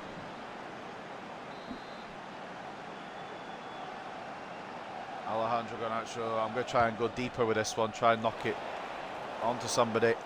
Vidal knock it down to land. No, you can't. That's just a terrible idea to shoot from there, to be honest with you. Cariolo does well, does very, very well. And now land. Bit of a better opportunity, but it's blocked again. Still on though. I don't know if Rashi's on, but we're going to take it anyway. He's offside. Good save anyway, but it was half time. It also wasn't the man I was aiming for. So that's that for that, I suppose. Good half. In the end, we clawed back into it, but I'm not convinced that we'll get all three here. And I will take the one. I will take the one. They're a very good Arsenal side. Lamine Yamal giving the Gunners the lead before Rashford levelling it with the first goal today that hasn't been a rebound goal. But sometimes you've got to take the chances you're given, and it is Manchester United that look like we're in the... Well, I mean, it kind of balances out, I guess. 54-46, a little bit more on the ball, 7 shots to 4, but only 4 shots on target. They've only had 3, so it is 1.6 expected goals each, so it's kind of, yeah, it is pretty close. That's all I'm going to say on that one, but it is going to be a moment of magic, I think, and we've got a magician. We've got many magicians, so we just need to see if they've got any tricks in their hats still. Goal for Rashford at 7.6, Land putting in a good little shift, I'll give him that. Garnacho as well, try to break through. Bowman with an assist in a 6.4, but the defensive side of things, a little bit stinky. Odegaard with 7.9, I assumed he would start, and he did. Goal from Yamal with 7.7, to Stegen 7.6, as he made 4 shots, 3 saves, and only let him 1. And Eduardo Correa with the assist as well. Could have the goal as well if he'd not just missed the open net. Is that a man? 2 saves out of 3. Maybe expect a bit more for a 93 rated. And honestly, that should have been stopped. The Yamal goal should have been stopped by either Diamande or Oman. Didn't really care who, as long as one of them. I think we're at that point now where every Premier League team is just going to be filled with quality. And I don't think clean sheets are going to be a thing too much. And also, I can't defend, so I'm trying to find a way to excuse it. But that's not important, alright. Playing around the back quite nicely. I would like to be Mino there, but it's forced me to go with Inacio, who's continuing his run. And there is Garnacho. Oh, it's well made, or well intercepted by Saliba. And they're looking to go down the side here. Diamande will cut that one off at the pass. Does very well at that, Diamande. Both Inacio and Diamande actually do really well with that. Try to poke it through to Rashford. I would have preferred it going the path of Bowman, but I'm not fucking... Can't chicks for a hatch. Are they also in the Champions, not the Champions, fucking Carabao Cup? Oh, Correa. I'll be really wrong-footed me there. I thought he was going to cut in. It's a really good save at the near post by Son. Oh, man. Is it Arsenal and Forest game Carabao Cup as well, or is that Premier League? I'll have to go over and check. I think we're talking about a cup game, though. Might be the FA Cup, I don't know. But if it is, it's going to be Arsenal, Forest, Chelsea and United in the final 4 of the Carabao, which is 3 big teams, and then Chelsea. I'm joking, by the way. 3 big teams in the Forest. Most people say 3 big teams and then Man United, but we're fucking top of the league invincible in the save, so fucking suck it. We said it is nearly in by Vitor Roque. Or Vitor Roque. Don't know how you pronounce his name, I should call him Roque. Because you didn't say Roque Santa Cruz, did you? You said Roque Santa Cruz, so I'm going to say Vitor Roque. And if I'm wrong, I'll accept it. But I'm not wrong, I'm never wrong. It's the thing, they call me never wrong. Because I'm never wrong. I would like a midfielder. It's, okay, it's not quite what I asked for, but it could do the job. Dallow's not going to take on Cohen. Well, he could, but he won't. He won't win that battle. Rashford. Garnacho. Oh, good closing down. I think it was João Mario that jumped across. He saw Garnacho had gone in, and he went in as well. He's like, yeah, you want to go in, I'll go in too. Bowman can't control the pass from Land, and the sun is shining in right on my screen now. I thought it was meant to fucking rain today. Bloody weather. So make its mind up. But it's Scotland, so I'm fucking not saying anything. It's going to bounce to Land. And then Cariolo. Oh, Garnacho's off, I think. I might have been played on. Fuck it, we'll twat it anyway. He was on. I should have twatted it. I should have finessed it. He's got the bloody plus, and I'm just not using it on that situation when it's probably the perfect time to use it. But I just assumed he was offside. But play to the whistle, ladies and gents. Play to the whistle. Copy. That's a mix of Bowman not doing a good enough pass and Cobby not being awake. I'd probably blame it more on Cobby though, because Bowman did quite a nice little lay-in there. Oh, can't quite get there, Roman Bowman. The Correa does get the knock. Oh, but he doesn't get enough on the shot. In fact, I don't know if he even got a last touch there. It might have been Dallo or Diamanda to steer it. Oh. It's not the best distribution. You're right there, commentator, but it's not really what I want to do with Bowman either. Bounce is going to go back. It's going to keep going back. I think it bounced off the Arsenal player. Yamal's been fucking taken down. Blocked by Dallo. Oh my fucking god, it's like pinball at the back, boys. I need to make changes, but I don't know what changes is to make. I want to bring on Laurent, but I don't want to bring off Garnacho. Oh, it's difficult. Right, let's have a little fucking chinwag at this team. We've got Chelsea and the Carabao next. It's make or break, that one. Well, not make or break. It's take it or leave it, is what I was trying to say. Inacio's chilling. I don't think I want to bring on Martinez. I am considering bringing on Fernandez, but Lance put in a good shift. I'll leave it for now, but I'm hesitant. If there's a 2-1 to Arsenal at any point, we're going to have to bring on Bruno. Should be caught by Zan. Oh man. And it's going to go out to Roman. Bowman with some very good control. Oh, he's won the battle. Can he poke it through? He can. He can. Rashford. Oh, fuck me. Good save to Stegen. That was really good from Roman Bowman though, because he was put under pressure by probably one of the best left backs in the league, and he fucking took that on. Can I get the... I've just tackled you, Evan Ilson. Do you want to come back here, mate? Oh, fuck off. The centre's going to go. Good block Diamande. I've literally tackled the cunt. Like, I've literally got the ball off of him, and he's like, yeah, we haven't. Good job, Hjulmand. The tackling machine. That's not... It is what I wanted to do. I want the ball to be in the air, though, because when I press LB, I expect the ball to be lifted, and it didn't lift. Oh, it really could go either way, and I don't know which way it's going to go. Can Rashford find a way through? Not past Eder Mili. Well, he ran past him, but just couldn't get the ball through. It should be Zanoman's, but Diamande's going to... I'm just going to get it with my centre back just in case, because Zanoman has this tendency to fall asleep when I need him most. Cadiola's fucked, by the way. Cadiola's fucked. Didn't lose that about 10 minutes ago. I'm going to have to make some changes because the tiredness is kicking in. Oh, he's actually not that bad. He must just be low on stamina. Going to bring in Leacher. Going to bring in... It's a terrible idea bringing Leacher, but I've done it now. Going to bring in Agarte as well. And I really, really want to bring on Bruno. I'm going to do it, but if it backfires... English difficult. If it backfires... I apologise. If I can't get the dub, I'll take a fucking point. Is that Rabiot? Oh, he's going to score a 90th minute winner, isn't he? Fucking Rabiot. No doubt in my mind he's going to be wanting to fuck me over. Oh, Garnacho though. He's still got room to go. He's still got time as well on this side. Oh, he's a fucking idiot. Or is he? He might not be. Oh, it's well won by ter Stegen. It's a bit of a fucking... What? I was there. No, I was there. No. No. Good tackle. Martinez. Land. Or not land. What? Rashford. My brain's just not on. Rashford. Into Bruno. Oh, Bruno. No, he's got the touch as well.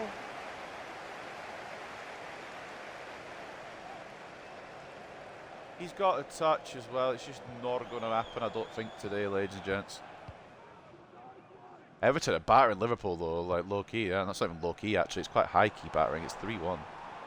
Very happy about it as well, as a neutral. But we've got fucking bigger fish to fry right now. Cohen. Try to find something Evan Nielsen. You come on the left wing, fair enough. Man. Oh, I've got a... Nah, I'm not being funny. I've got a tackle in there in any fucking scenario. Oh, my God. Switch defender, cunt! I'm talking to me as well as the game. He likes to auto-switch me when I don't want it. Yamal comes off for Reece Nelson. It's an interesting one. Reece Nelson fucking ends my invincible streak. There might not be a United career mode anymore. Let's try and counter off of this, boys. Do what we do best.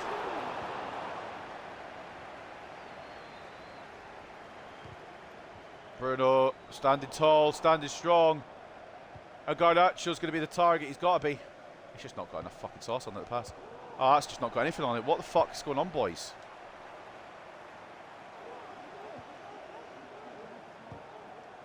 Oh, I've got the fucking foot.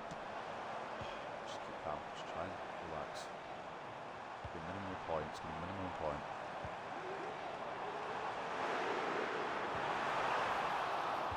Sandro Martinez, just get out of here. Fuck me. Everything in that counter-attack edge before the end felt just wrong. I'll take that because it does mean we stay undefeated, but the Arsenal team, if we play that again, which we might, we've still got competitions to go. Could be a Carabao Cup final against the Gunners. It could be an FA Cup run somewhere against them as well. Or even the Champions. I don't think they're in the Champions League. Either way, that team is very, very good. I can't lie, there was moments there where I thought it was gone, but we're still invincible for now. Yamal gave them the nod ahead, but Rashford equalised for us. And either team could have really gone and got the winner, but thankfully for us, it was not them. Unfortunately for us, it was not us either. 57-43 in terms of possession, 11 shots to 9. I really thought that Odegaard shot at the end was going to be it though. 3.2 expected goals to 2.2, and they were the better team overall, I will admit. It's just, I'm so glad we managed to get a point out of that. We got man of the match though somehow. Marcus Rashford with the equaliser, we got a goal in 8.2. And Arsenal very, very good, I will give him that. Garnacho, underwhelming to be honest. I wonder if a Laurent change might have been needed. Oman really built us out second half, especially with that save from Odegaard's effort, because that might have done it, and it might have done me in. And Roman Bowman with the assist for the Rashford goal. Other than that, just found it difficult to go past Charles Cohen today. 6.8. Man of the match for them, Lamine Yamal. Probably should have been the man of the match overall. Goal in 8.2 from the superstar. 7.9 from Martin Odegaard, and an assist and 7.7 for Eduardo Correa. And it was it just felt a bit janky that game. It just felt a bit off. 6 shots, 5 saves, and 1 conceded as well for Marc-Andre ter Stegen. It was just a little bit towards the end there. It just felt like it was going to really be Arsenal's day. But thankfully, we come out of it, well, not unscathed. A couple of cuts and bruises, but the undefeated streak still lives on. I think Liverpool lost as well. So in fact, I think we actually extend the lead at the top of the table, which is mad.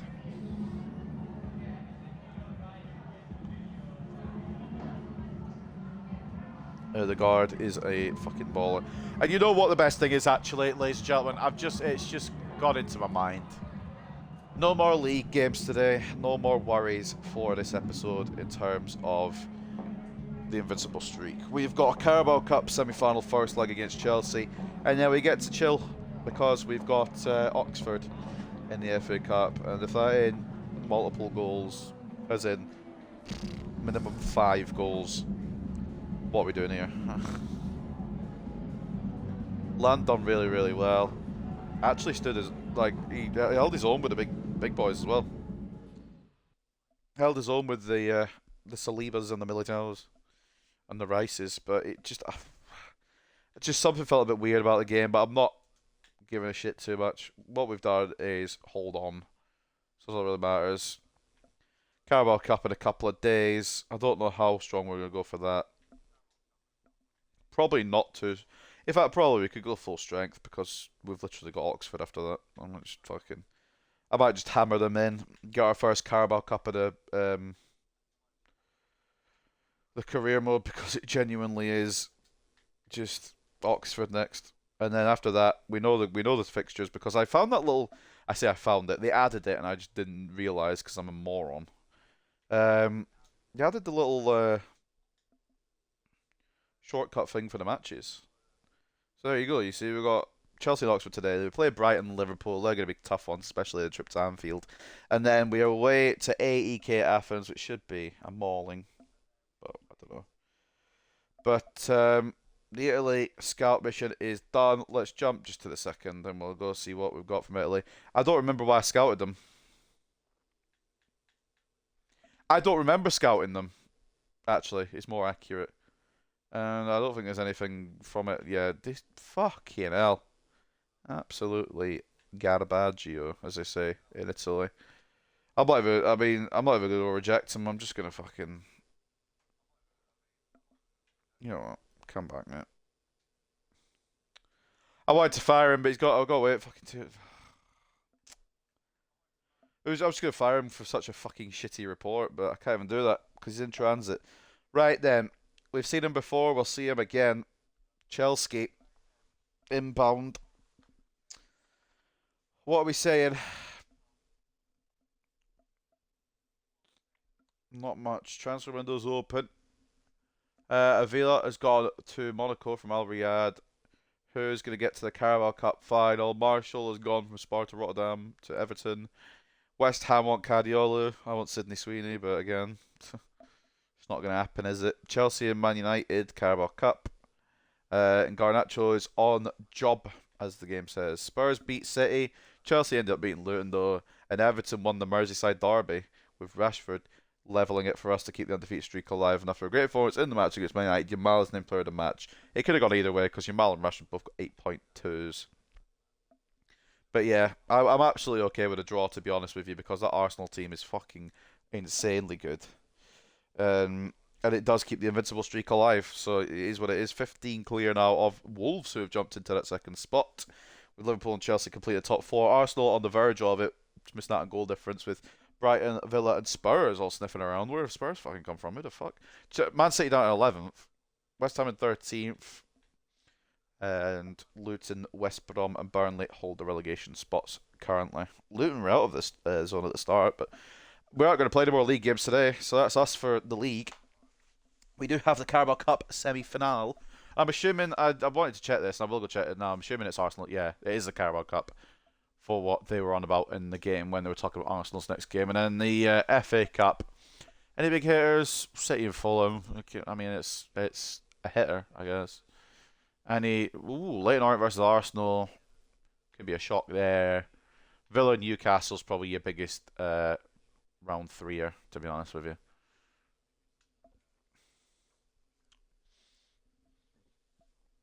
Well, we're not getting team of the week. Well, I suppose we didn't. We didn't do that good. That's fine. But I think Rash has been included alongside the Player of the Month nominees, which is pretty good. Premier League Team of the Week has been announced. Nobody in there. Correa, Roque, and Jackson all along that side of things. Saibari has gone to Roma. Curious if there's any been fucking Christ. Sometimes my brain moves too fast in my mouth and it just kind of all goes skew whiff. Let's just see if there's any interesting transferiosos. Just that one, apparently. I guess that's cool. I'm assuming the other ones were agreed in advance, the ones that have just gone through now. That's our business. That's none of your business. I just want to see, kind of... Was there any pre-agreed deals? Is that why they're all going through now? Casado's gone to Lazio. Fair enough. We'll have to cop against him. Gabriel's gone to Atletico, which doesn't really affect us anyway, because he was already not in the Premier League. Anything else I need to keep an eye on? Roger Fernandez has left Palace. Didn't even know he was there. He's now at Freiburg. Yeah, I think that was actually their player from the start. We didn't sign out Ait Nouri because he'd already moved clubs. I remember now. Yep, makes sense. Sabari was the kid that's just gone. Noah Okafor, he's moved to Osasuna. So just deals going through that were agreed after the window, really. I don't think there's anything else that kind of influences us. I kind of just see. I was just having a little quick scroll through to see if any moved from Premier League sides to out of the Premier League. I'll tell you someone who's moved in. Marcus Thuram is now at Nottingham Forest. Might help their survival hopes. But I'm gonna just drop that 30 million and then we'll fucking stop scrolling and we'll go into the next game because I'm just kind of curious if there's anyone else. Big name-ish kind of thing. Diakite is at Arsenal. He's always just gonna be a backup centre back though because they've got units already. And I think that's kind of where we're at. So, cool. Nothing special. Except for Caicedo leaving, which is mad because we've got Chelsea again next. So I'm okay with it. So let's go see what we've got to say to the media. I've got a lot of media duties today in this episode. Fucking hell. They want blood.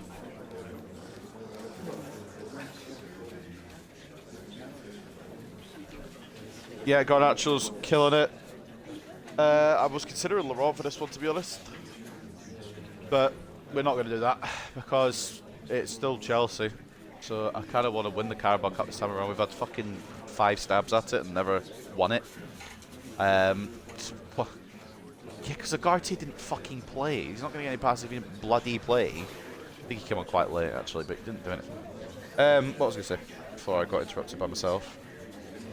Yeah, we've never won the Carabao Cup. It's one of the two that I want to win this season. Because we've won the others multiple times. FA Cup, I think we've won twice or 3 times. Premier League, we're going on for our 4th in a row here this season. We've won 3 in a row now. It is just the Carabao Cup and the Champions League. I don't think we won Europa when we were in it. Was this the same save where I got cooked by Fenerbahce? I think it might be. It's been such a long save. Right.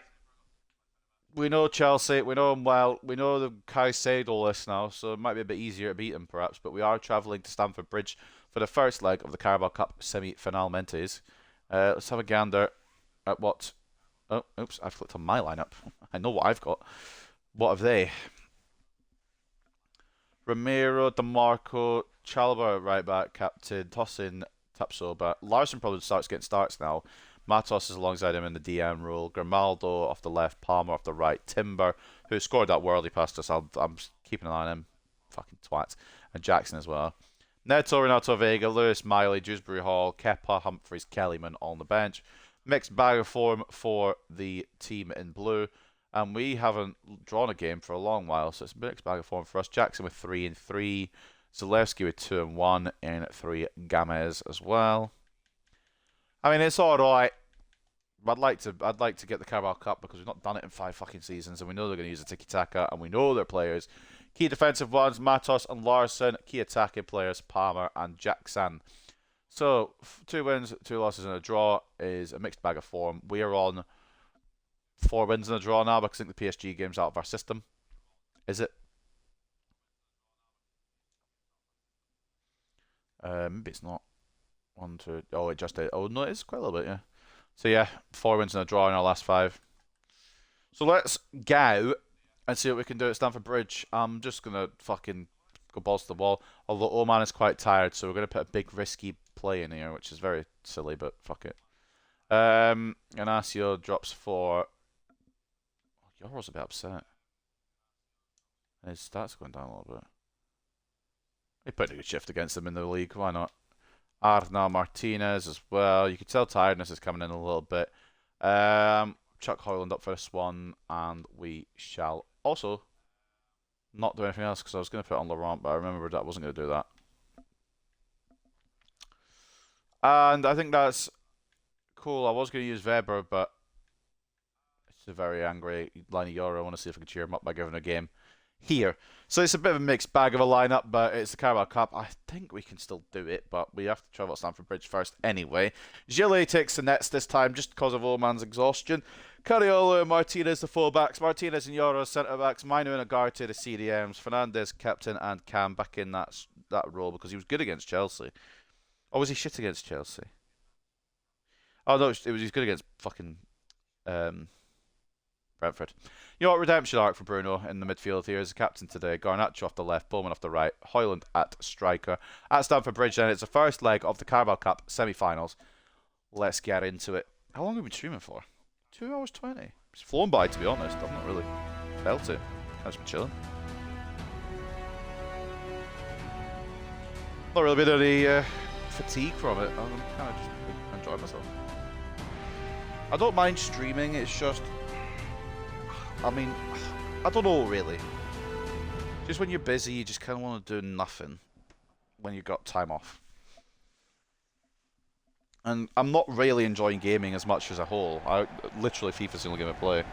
And once this one goes, I don't know if there's going to be a 26, to be honest. But what I do know right now is that we're getting this United career mode hopefully over the line. Don't know when, it'll probably be like August or something by the time I should.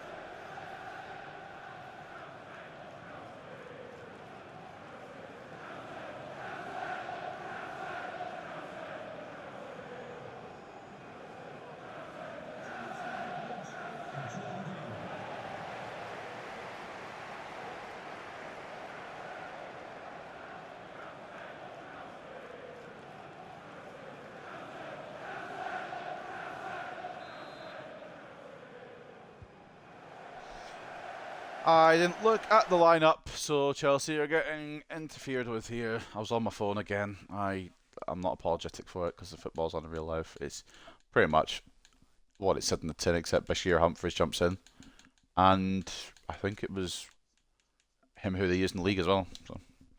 No Moises Caicedo, obviously. He's off to Lazio. And again, we don't need to care too much about this one because it's not league. So if we do lose, we've got a second leg at Old Gafford. And if we do continue to hold on to the win streak we got over Chelsea, that's cool too. I'm here for it. Minu can play it to Garnacho early. I wanted Highland to be the fucking run around. I don't think he's on poacher, is he? Because I usually have an advance forward for Rashi. Yep. Sorry. There we go. Boom. Bang. Probably should get more coaching staff as well at some point, but I don't think we need it. I think we just need to fucking... me to not be an idiot, which is an impossible task, but somebody's got to try. Good job, Aaron Martinez, but good job as well by DeMarco to get it right off Bowman's foot. Now it's Alejandro Grimaldo. Now it's Nicholas Jackson, who is... Yeah. I didn't know if he was, but my boys put their hands up and I'm here to trust them. Oh yeah, he's moved very early there.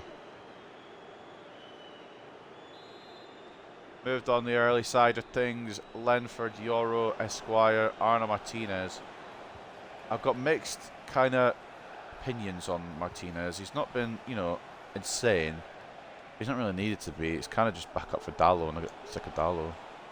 Carby wanted to twat it, but it's on his left. I'm not going to twat it. Bruno. We can afford to be a bit more patient. We can't just twat it with Ugarte as well if we feel like. He's got it in his locker. I'll bugger it. And it's twatted into Larson. Oh no. Oh, Garnacho's taking the extra touch there. By Garnacho, I mean me. I'm an idiot. That's not Garnacho's fault. Oh, I pressed B at tackle.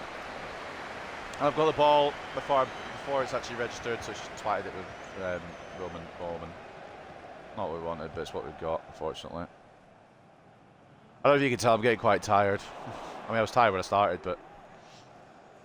I'm an old man now, you have to remember this. Streaming's not for the faint of heart. Especially when it's warm. After it said it was going to be raining. I don't understand the Scottish weather ever. I will never understand. 4 seasons in a day, that's what you get here. Anyway. Paul Kammer. Towards Leacha. Ooh. Threw himself at the ball. Oh, fuck me. Good save, Gillet. Good little goalkeeping from Gilles.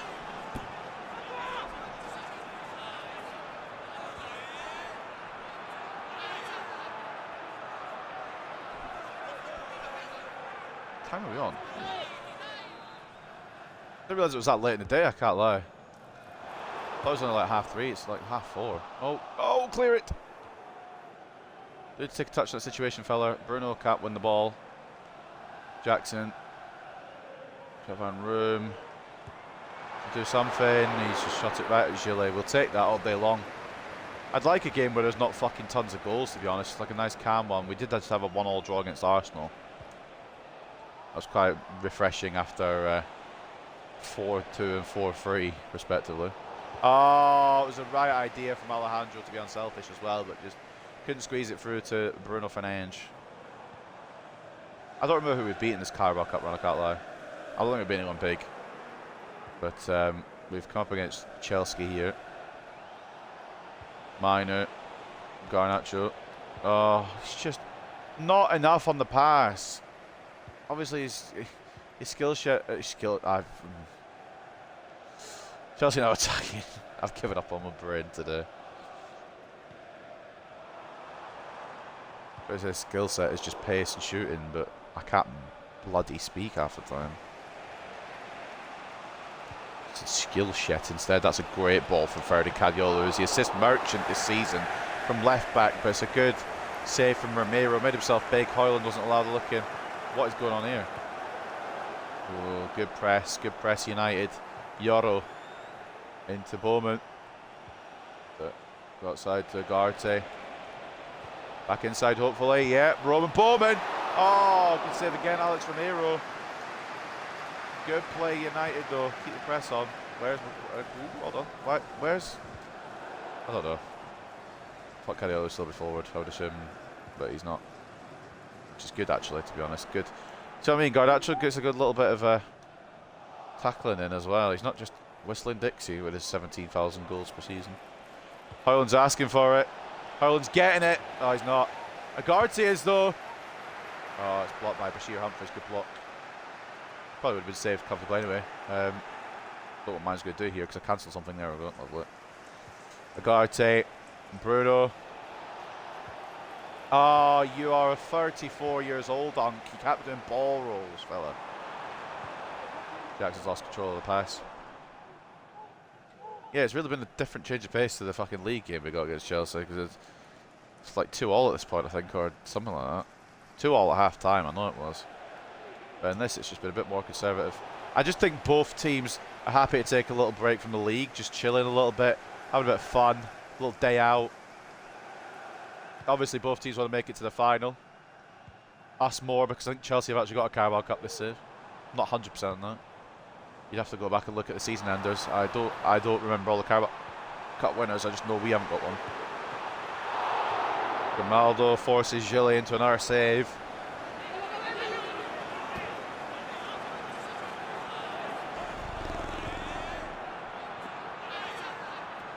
Oh, shoulders are sore.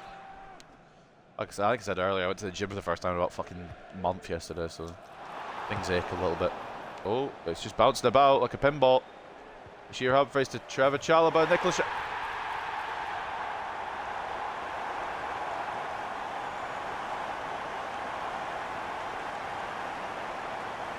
I do like Alexandre Gillet,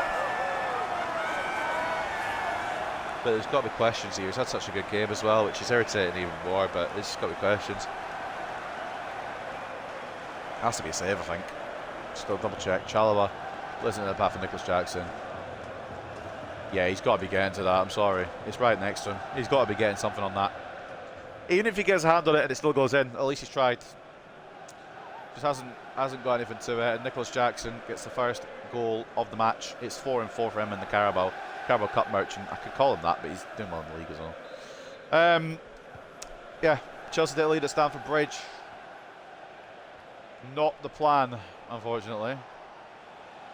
Does Quentin Timber want to fuck off at all? Look at him. Go away, man. You're chasing a dad. She's an uncle, mate. I mean, probably most of these players in this pitch are dads, but that's beside the point. Go on, Manu. Romero grabs. Do like a little Ugarte long shot, you know.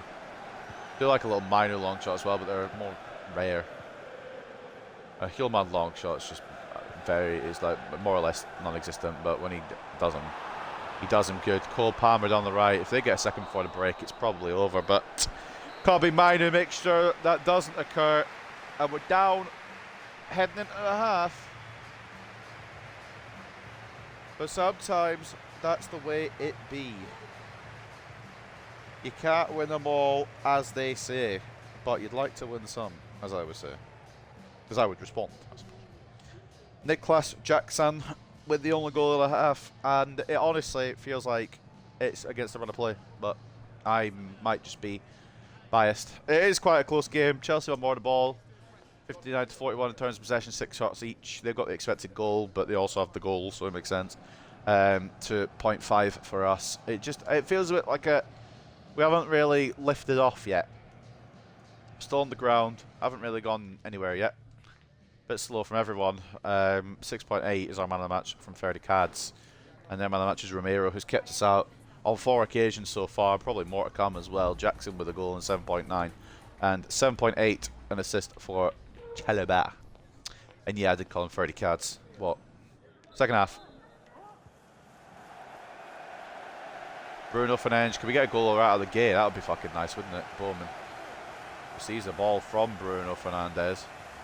I wanted to cut back about 2 touches ago, but of course the game had to script me to get tackled. So instant. Oh, will you not? I should have passed it.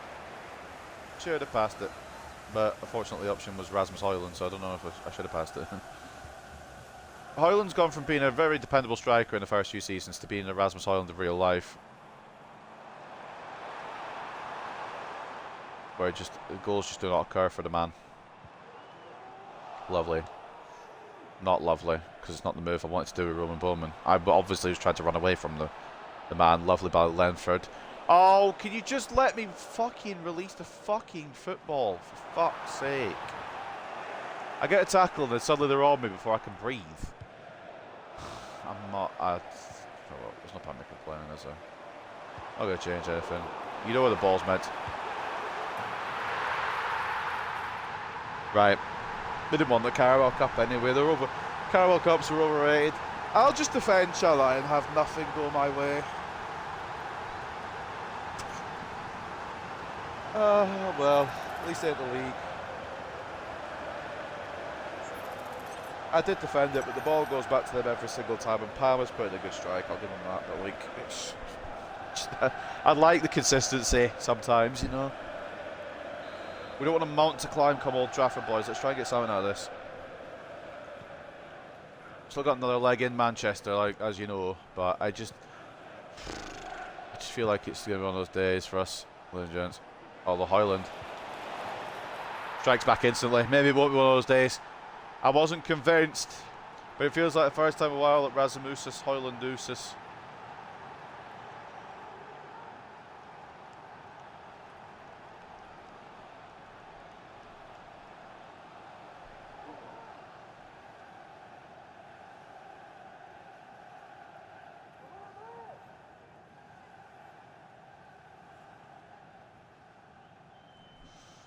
(1-0) in terms of the second half. It's actually 1-1. I don't know what I'm on about. One back is what I was trying to say. But I was trying to save it and I desperately tried, but it did not occur. That's exactly what we needed though. Maybe a bit of a wake-up call from Team in White now. I know I said I wanted the game with not a lot of goals, but we're going to need some goals if we want to, you know, get to the other side of this. Diakite is off to Arsenal. Saw that already. Confirmed. Here we go. Don't know who shot that, but that was off the post. This Olympus. Nearly 3-1 Chelsea, and I don't know why the pass has done that, but it has squeezed through to Cobbs. It hasn't squeezed through though. Cole Palmer intercepts, and I'm just waiting, contemplating. Lovely. Good job, Minor. Good clearance. Martinez, because Agarte has got a bit of an engine on him. Fuck it, mate. Go. Right. I do need Rasmus to be on side. Agarte still holding on to it, though. Do you know what, lad? Play it in. Oh, it's a great save. Fernandez does well to get the connection, but it's natural, brilliant. You can't argue with saves like that. Cobby, good tackle. Højlund's just hugging Humphries there. Just decided, yeah, have a little snuggle with you, mate. You got to respect a snuggle sometimes. Dalot. Sorry, Arnau. So he's having Dalot at that spot. Bowman knocks it through to Bruno. Can we knock it back into Roman Bowman perhaps? Nope, it's got Højlund instead. Nearly works. Cadiolo there on the rebound. We'll fucking take it, I don't care. We have had so many rebound goals today, man.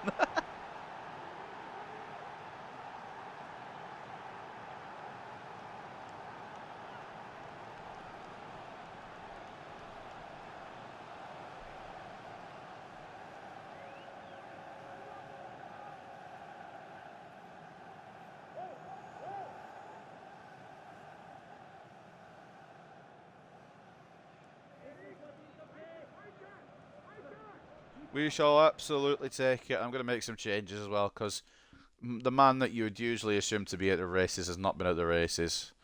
And I'm going to leave it. I want to bring on Weber for Euro, but he's still a sad man. So we'll just use Weber against Oxford.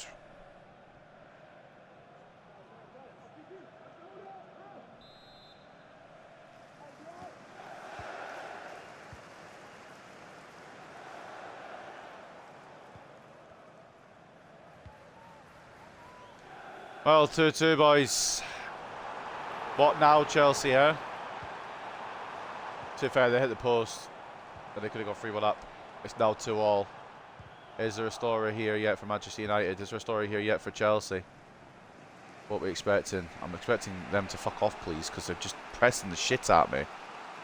Euro's not got an option on. It's just marked. All the fucking done well, though. Done very, very well to charge the ball forward a bit. Nagarte, Bowman's been left unfucking scathed here, and that is some beautiful play. It's all come from Euro at the back to stay composed.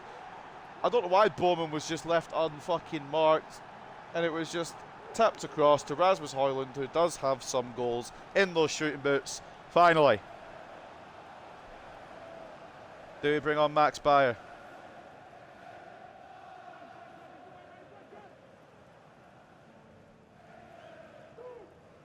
I think we just save Bayer for the fucking Oxford game. Let him have a little stat pad there, to be honest.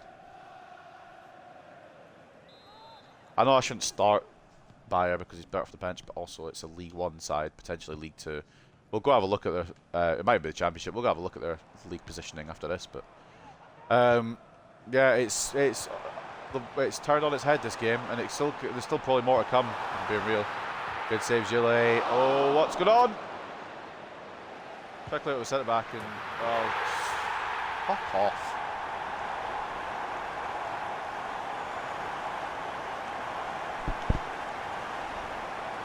I tried to clear Martinez, but Gillet dived on it at the same. I don't know if it was Martinez. Whoever I was trying to clear it with, it was dived on at the same time by fucking Gillet.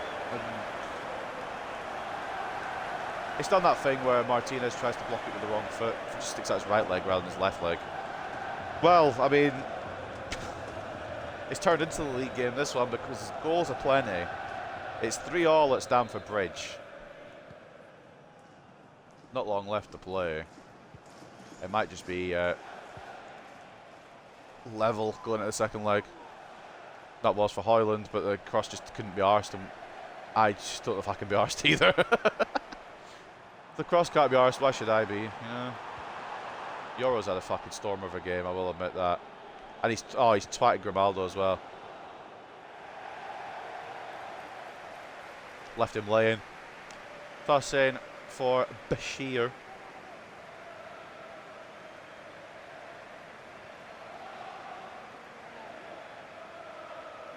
I'll try to get us all the way to bloody, yep, Højlund. Does well with it. We'll need a bit of assistance with it though. Oh, you have done very well there, Rasmus. Laurent. It's just not gonna. It's just not. I knew it wasn't gonna make it, but you gotta fake it till you make it. Or failing that, at least try. Well, I lost once this season to Paris Saint-Germain, and we lost in very, very interesting circumstances. It shouldn't have been a 5-0 loss, but it was. But deal with that.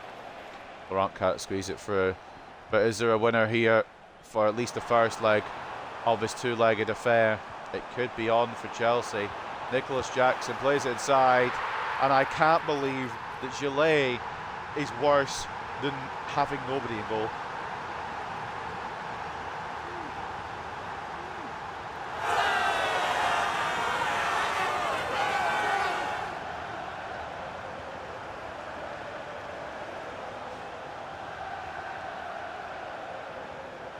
Well, it's 4-3, but it's gone the other way.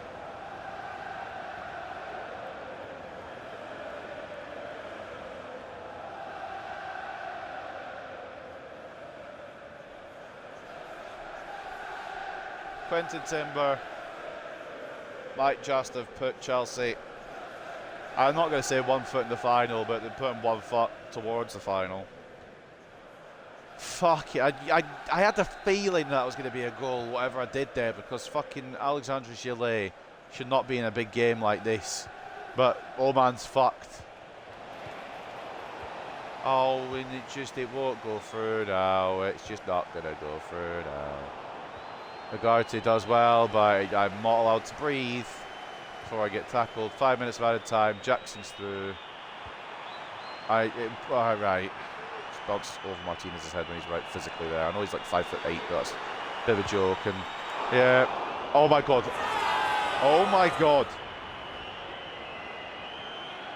Hugo Larsson.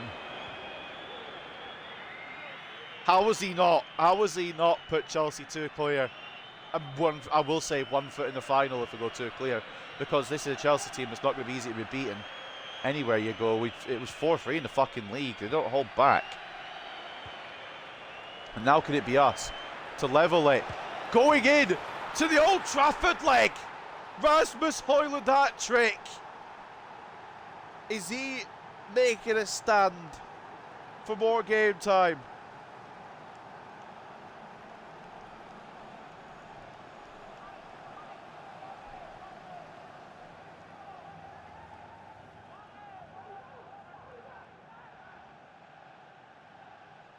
Blood clotting hell. It's been one of those games where it just feels like absolute chicanery.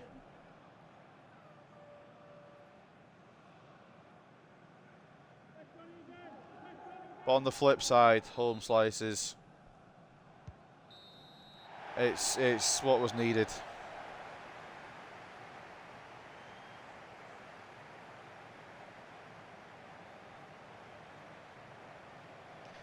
Back to square one then, ladies and gentlemen. On account of a 4-4 draw.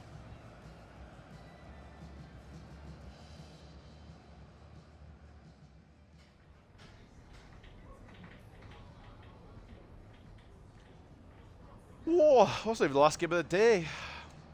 He's been fucking Coalfest Central. Rasmus Højlund has woken up out of his fucking chamber and scored a hat-trick, announcing himself that he is still here and he still will provide when he needs. 9.5 for the Great Dane, who somehow wasn't man of the match. Probably going to go to Jackson. 2 assists and an 8 for Bowman, an 8 from Minor as well. A goal and a 7.9 for Cariola, who got the rebound goal. I just remembered there. An assist from Garnacho, 7.2. It's just a bit of an underwhelming result from some of the players you'd expected a bit more. 8 shots, 4 saves, 4 conceded from Gilles, just not out of the races. Yoro did better than what the game is saying here, because I really liked his performance today, but it is what it is. As for Chelsea, it is Nicholas Jackson, who gets 2 goals and an assist and a 9.8. Quinton Timber with a goal and an assist and an 8.5. And Cole Palmer getting a goal as well. Hugo Larsson had the chance to put this away for Chelsea, missed his chance. An assist as well from Chalobah, 7.6. And the other assist coming from Grimaldo. He gets a 7.5. Alex Ramiro, 10 shots, 6 saves, 4 conceded. Slightly better than our goalkeeper because he saved more shots. And for the match facts, then it was probably a correct result. 57-43 in terms of possession for Chelsea. 12 shots apiece. We had an XG advantage of 4.1 to 3, but fucking hell, it was just an absolute clown show. I don't know if Oman would have done much better, but what I do know is it's all to play for. Second leg at Old Trafford.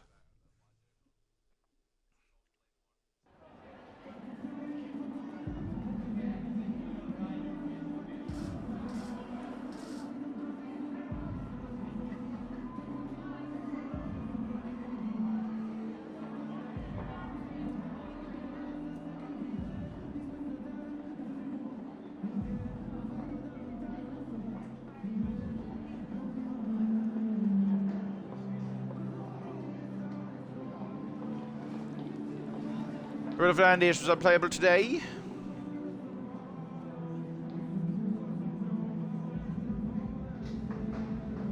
Mastantuoro.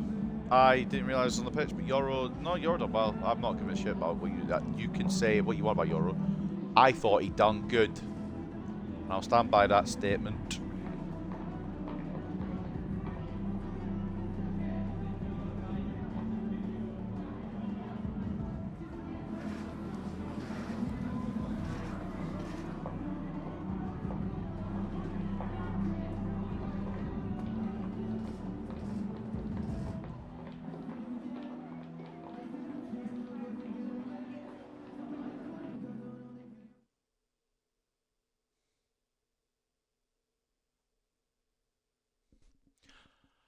Right, well, we ball. Sanaman's going to say, I'm not getting enough game. Oh, no, he's happy with his game time. Okay, that's fine. I thought he was about to complain at me. In all fairness, he's a tosser.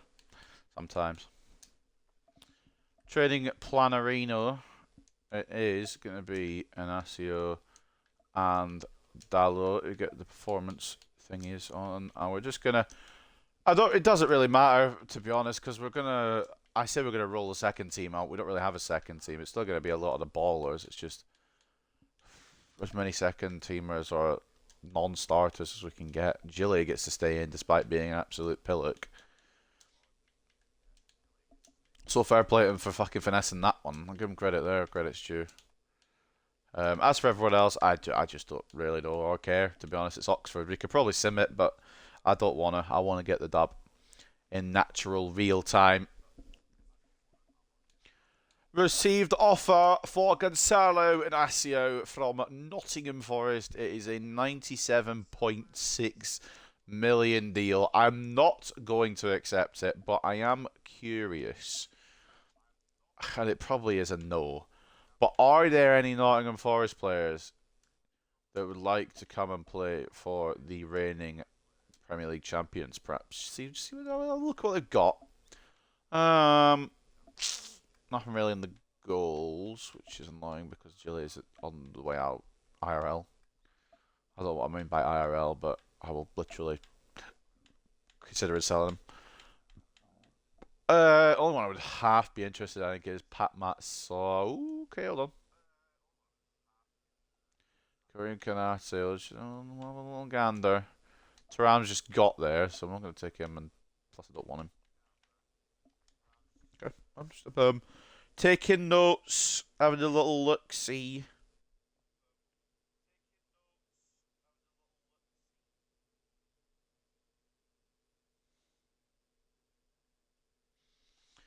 Alright, and then we will go, and we will go hard or go home, as they say,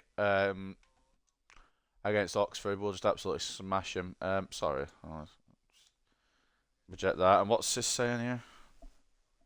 Mbappe, Rashford, Vinicius Jr. and Garnacho, the forwards shortlisted for the 2029 UEFA Team of the Year, who will make the list. So it's basically Real Madrid or Man United, which is mad because Bayern won the Champions League. We were finalists, so I'm chilling and I'm killing. Not killing though. Yeah, cool. The man's back from his report. Yeah, fuck off, can't. You can fuck off too. Any 5 stars? Nah, fucking, who cares? Don't need the Youth Academy anyway. Right then, we shall advance to the Oxford game, which I thought we'd already done, but we haven't.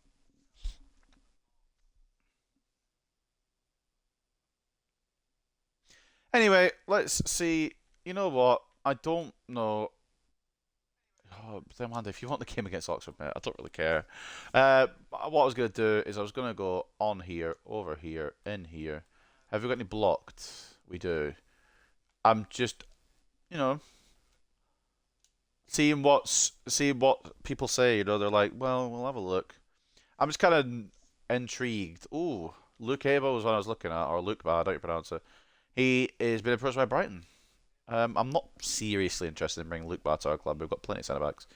It was just a suggestion I had, I believe. I put him on the Habarino, so let's have a quick gander.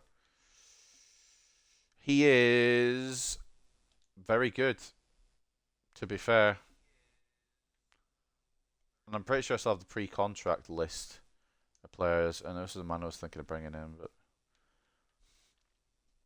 some of these are little kind of joke signings. Some of them I'm genuinely intrigued on potentially doing. Leao's not coming in. Kanate's already on the list. Velasco would be nice, but we don't need him. Ahmad, we don't need him. We've got what we need. Giovanni Quenda could be fun. Reggie Glover would be nice, but I want to keep Faithful Land.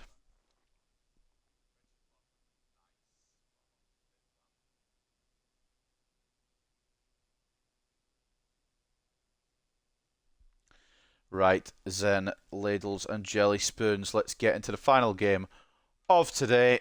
I don't think we need to view their opponents. We'll look anyway. Pajor's agents happy. Okay, so women's athletic club transfer. Fair enough.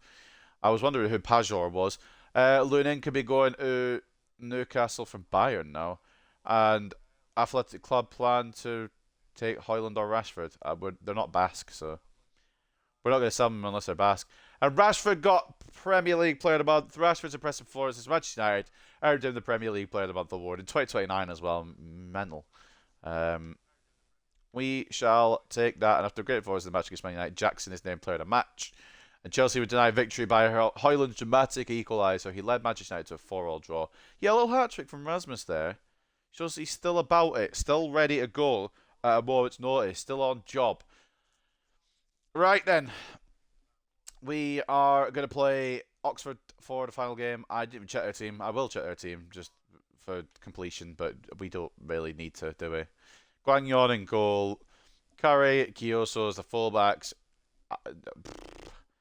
Moore as the captain and the right centre-back.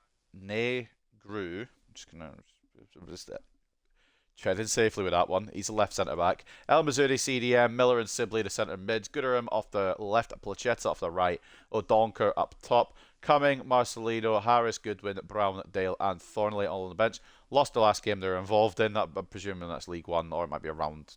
It can't be a round 2 of the FA Cup. Use your brain. It probably is a league game. Somewhere along the line, they've lost the game, and it needs to tell me that. Guangyon, Kyoso, and Moore, the key defensive players. El Mazzoudi, Sibley, and Gooderham, the key attacking players. They play a tiki-taka style, which for Oxford could be an interesting one. See how they do with that. And the stats, again, we don't really give a shit, do we? Apparently nobody's played yet, so they did just get drawn in the third round. If they got drawn in the third round, I would assume they're a championship side then. Which, okay.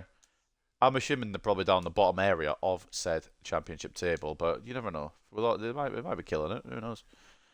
11th, not too shabby Alonso from Oxford. So let's go in and hopefully win, but you just never know with this video game. It's been a weird one today, but I'm happy to be playing again at least a little bit.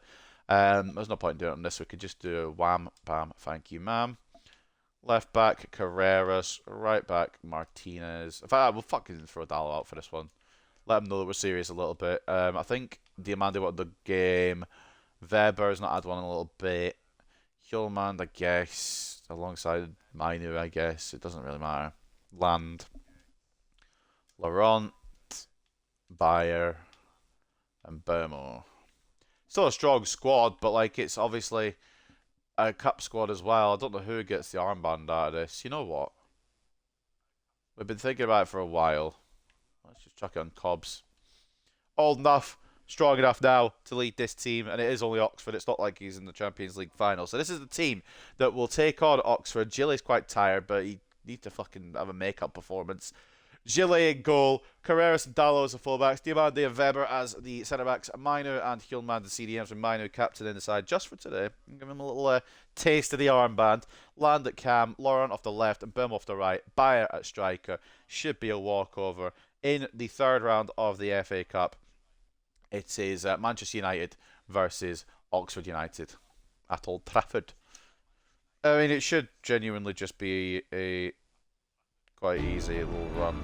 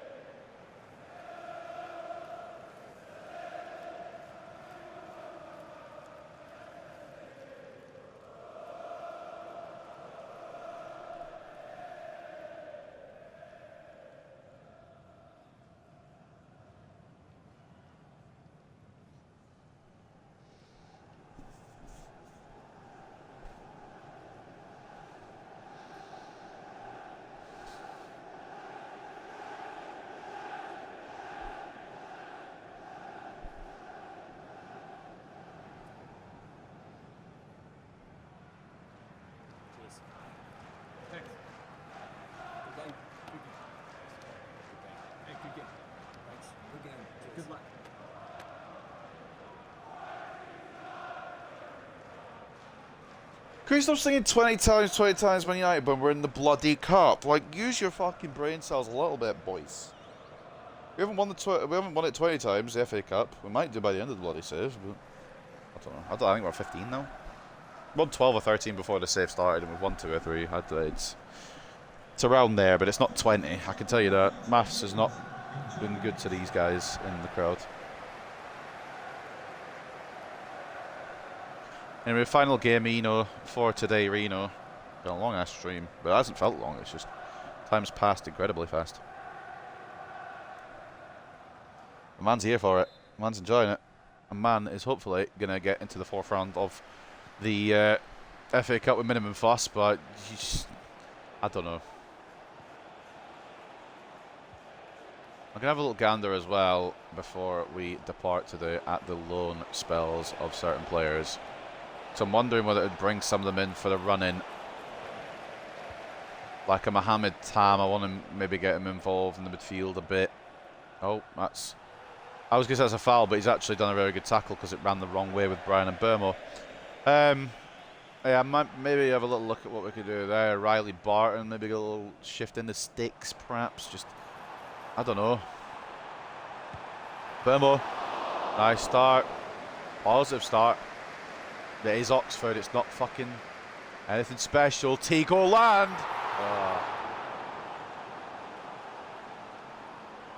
So I opened up, might as well. It's a fucking championship opposition, I can't lie.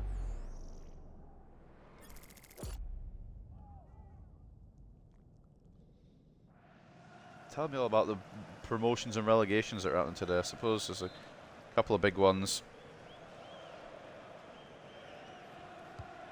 I'm just upset about Bradford, really. They can't do it automatically. That's their own fault for being idiots. 2 red cards in the past 2 matches. You're not really... I'm not really too sympathetic. But I'm also sympathetic because they get so close. Every time they're in playoffs, they lose. So it's just going to be... It is just going to be squeaky bum time from a little bit. I don't know who they're going to get in playoffs. It won't be Walsall. I believe they play... But I suppose it's still one more game of the season yet. I'm keeping thinking it's the last day of the season. Will you control it, Laurent? I've not got a goal yet, boys. What's going on here? Taking a piss. If they score first, Chile might have to get his P45. And I will genuinely sign a new backup goalkeeper this window. Because it's very silly behaviour. Sees against Oxford. I don't mind him conceding, but if they score first, pack your bags, Alexandre Gillet. You're on a journey away from the club. I won't probably do anyone over, sell anyone now, because we're kind of at the point where I don't need to.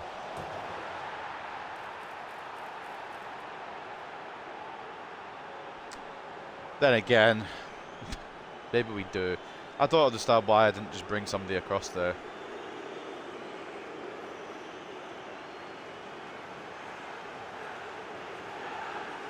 Sometimes you just gotta think, and I did not. I did not use my brain there, did not plug it in, just left it to fucking go.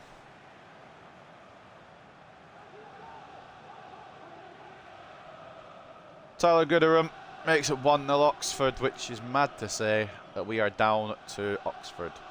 I'm not in the mood to bring on fucking heavy hitters. If we lose this, don't we? We won't lose this. I know we won't, but I'm not bringing. My point is, I'm not bringing on any fucking substitutes. And Burmo just finds the wrong side of the fucking side. Where I thought he wouldn't, but he has.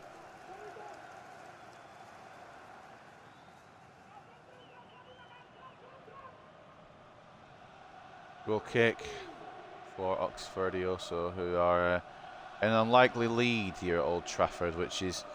I don't understand this game, I pretty much think is what I've got to say about that. I don't know why it's not bringing a defender across for me. I feel like it common sense. And that's the man that scored the goal. Oh, FIFA. FIFA. The man who scored the goal just dribbled off the pitch under absolutely no pressure. It's just classic stuff. Bayer, I didn't know which way the defender was going to go. I had to try and make a guess. I guessed wrong. We ball and that, or something, and that, kind of. Oh, you fucking poo.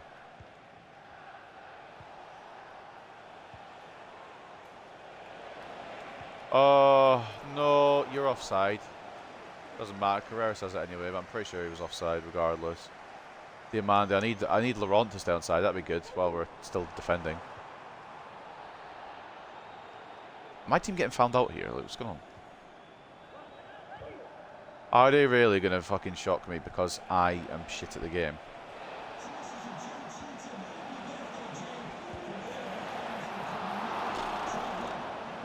At least, well, I mean, if you shoot it right at him, he probably still has a chance of conceding it, but not much. It does get saved by Alexandre Gillet.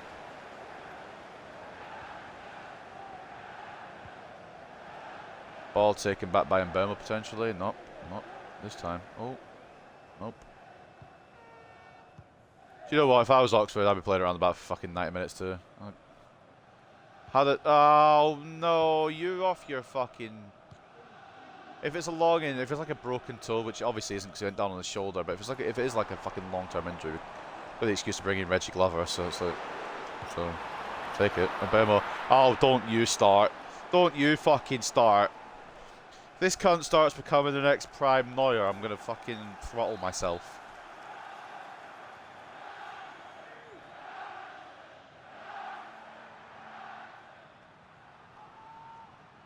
Tigoland has a knock. Not happy with that. Dallo heads it straight to the hands of the goalkeeper. Because I'm immature, I'm going to try not to say his name, but if I do, then I'll laugh probably because I'm immature. Hobbs, good tackle. Fielman. Inside, Maximilian Bayer. Tigoland. Oh, just don't do this.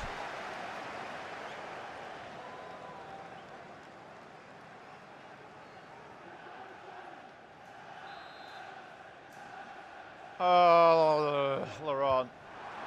Oh, fucketh me if Carreras knock it down to anybody. No, he can't. It does fall to Ousmane Diamande, who I'm not shooting with. Don't care what you say. Brian Mbeumo. Dallo. Where am I midfield? They're all just in the box still. Ferber. Corby. Release the ball, please. Just release the ball when I press the A button. Or the Y button, or indeed any control button where I pass the ball. Anything that I do, just release the ball, even if it's wrong, even if I don't want to do it, even if I do it by accident, just release the ball. You're off. You're on. Good job, Tim. I'll lose my mind. I'm going to lose my mind. The amount of times the bounce backs have gone in their fucking favour.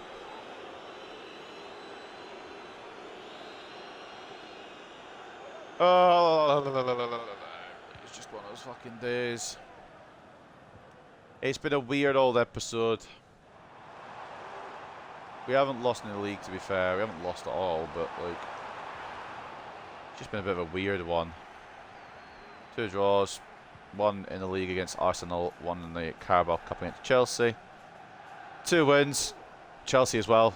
We beat them in the fucking league at least, and Brentford on the list of victims. Oh, just do something with it.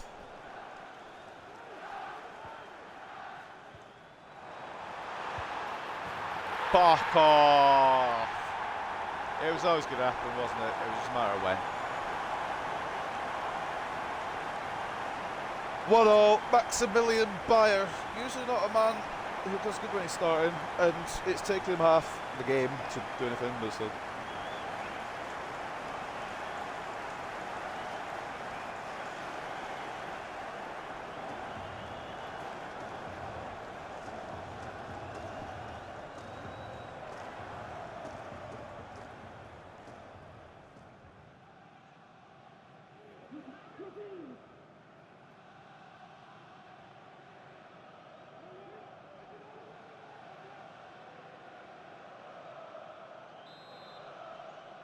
I'm not, celebrating it too much because it is Oxford United and we should be beating them with no issue, but I'm happy we've scored. Don't get twisted.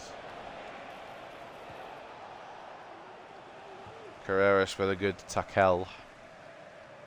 It's so hard not to call him Alvaro Fernandez, to be honest, but he's Carreras in this game, so he's going to call his name yet. Fuck off, cunt. So we're doing with that ball. Not risking it. Mine a good little bit of challenge there and then just twatting it to Rosehead. Taking no chances. Max Bayer, first chance, first goal of the episode and of the FA Cup whole, I think. The whole competition. What time are we on? It's only 5:15. I say only 5:15, it's quite weird. I don't know, I'm just in my own mind, sorry. I was waiting for the whole loading screen thing to be done. They've had a lot more of the ball. What's the tiki-tack? I'll be real, they are tiki-tackering me a little bit. But, I mean, we're about fucking, what, 30 places above them. We're three-peat Premier League champions. I think three-peat FA Cup winners as well, or maybe two-peat. Repeat. Whatever. 64-36 turns of possession for Oxford. 1.9 expected goals to 0.7 for us, though, and 7 shots to 5. We should be able to get the job done, but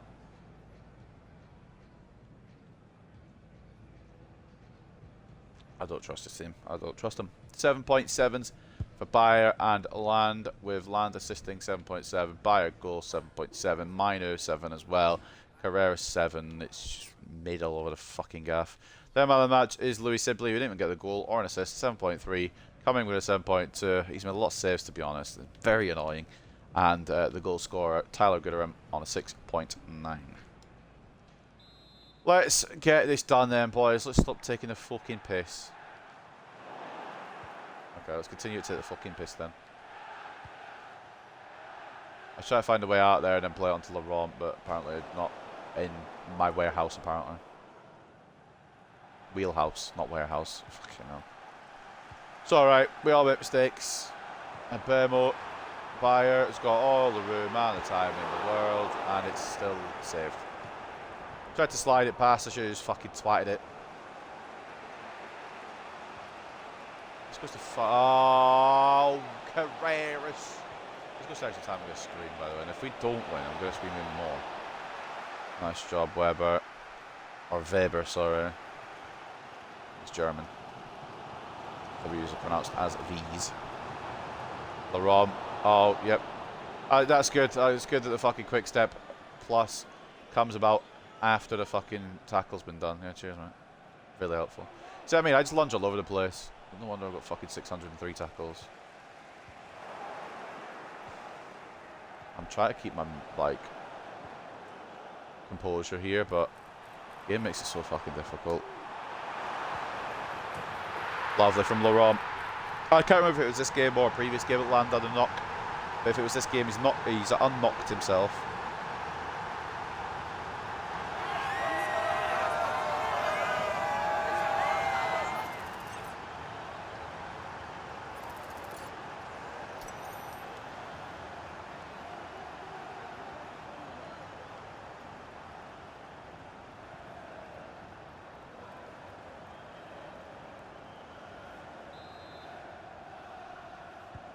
And that's what we want, ladies and gents. So we now have the lead. It is probably done now. I mean, we've got Gilly in net, so anything's possible for the away side. But I wouldn't rule out the chances, I'll be real.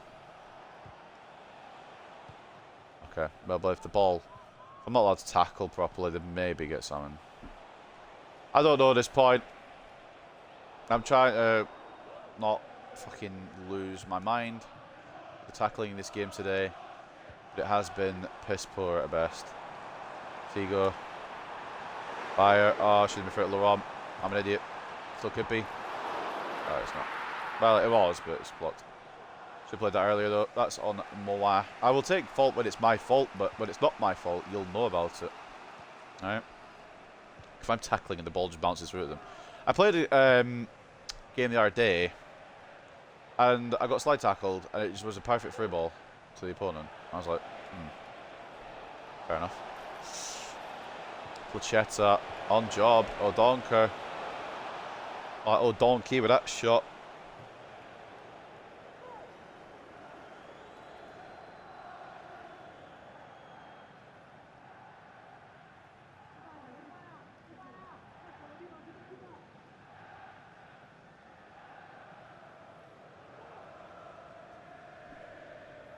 I'm just running down the clock, honestly. I don't trust me to hold on to this. I'd like a third just for fucking, you know, peace of mind, but I also don't trust me to get that.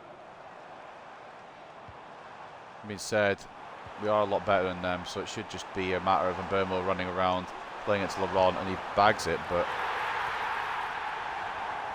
you just can't guarantee sometimes.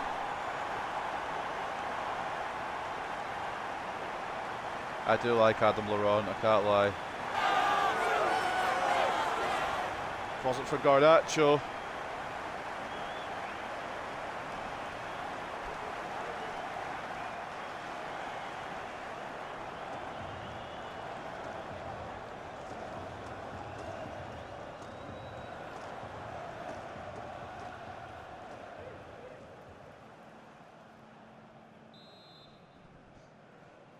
It is game, set, and match. It's just how many do we want to just try and score, just to, you know, make it look like we dominated this match when in reality we've been outplayed.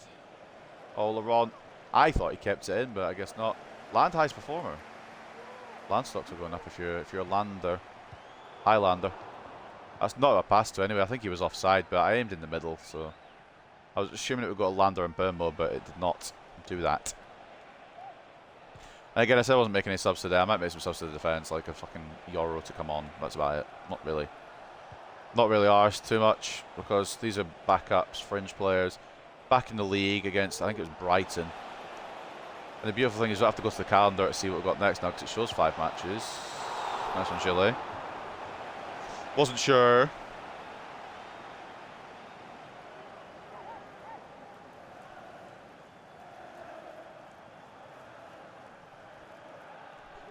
We are closing the episode out with what I thought would be a bit more of a chill game, but they have scored, and they scored first. However, a double from Adam Laron, I believe the other one came from Maximilian Bayer, means that we are in control and should progress with maybe a little bit of drama still, because I can't get the ball clear, but not much. Actually, that's a lie. I'm sorry. I can get the ball clear. The games won't let me. Carreras, Laron. He's just simply too fast. I should have just gone low. I probably could have. I should have gone alone with Laurent. Oh, go on then, feller. Oh, we just took someone's fucking head off for that one. Oh, go on then, Cobbs. Right, that's why you don't do it. That's why you're not the one to do it. That's why it's usually Yilmando Ugarte. I'll go on Carreras, why not? He's unselfish, that's why. And Burr must put it wide. Carreras, you should have been selfish, fella. Yeah, I've kind of just played around there.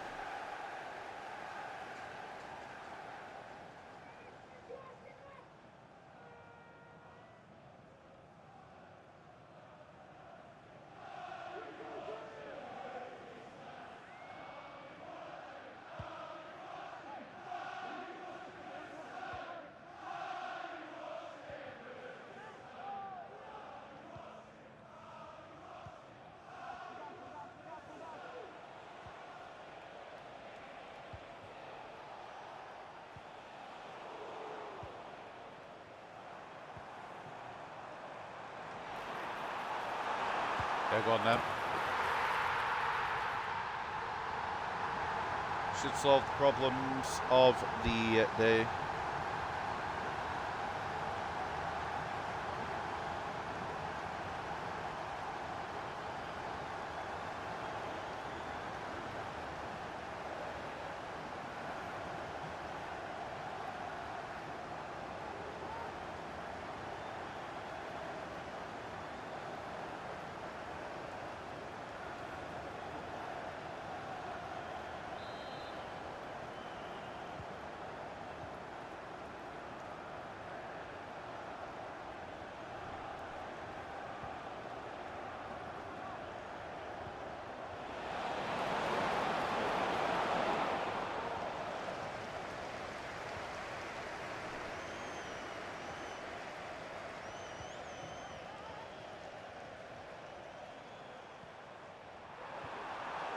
Oh, Laurent, you could have your hat in it.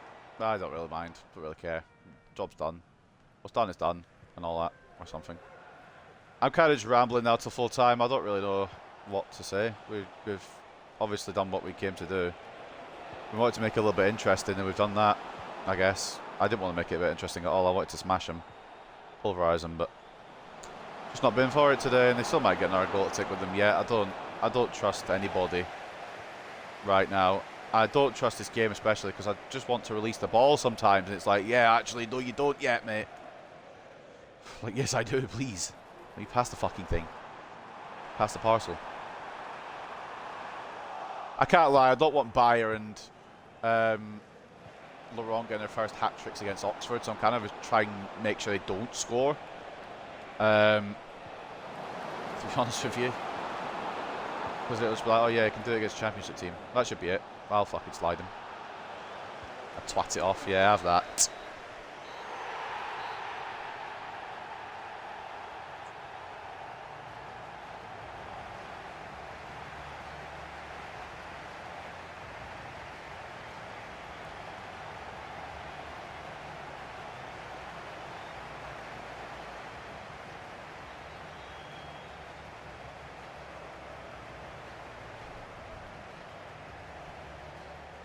I mean, one of the standouts is a championship fucking side.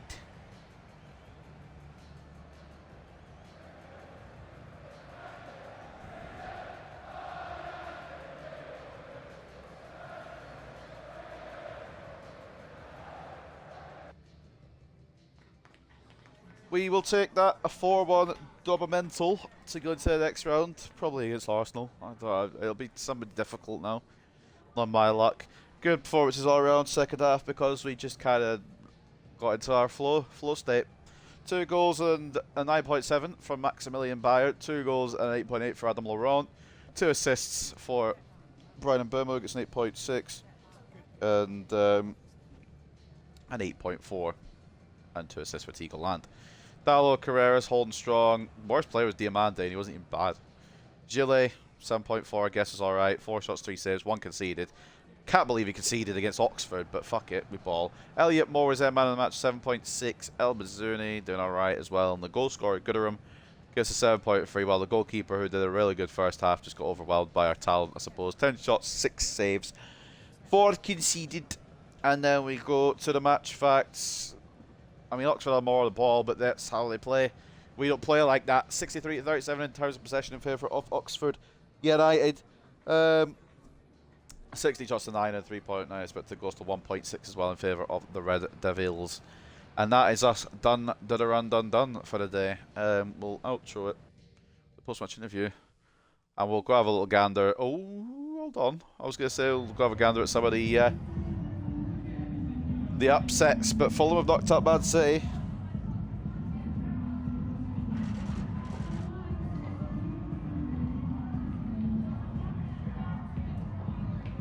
Land popped off. Of course he did. It's a championship opponent. I would have liked Land to have one more loan out, personally. I'll be real. One more loan season, but if this is a season that we're going to fucking do the job, do the damn thing, do everything we need to do, then he might as well be involved in it. Encourage Mino. Mino was good, but again, I'm not going to, you know, hype mode.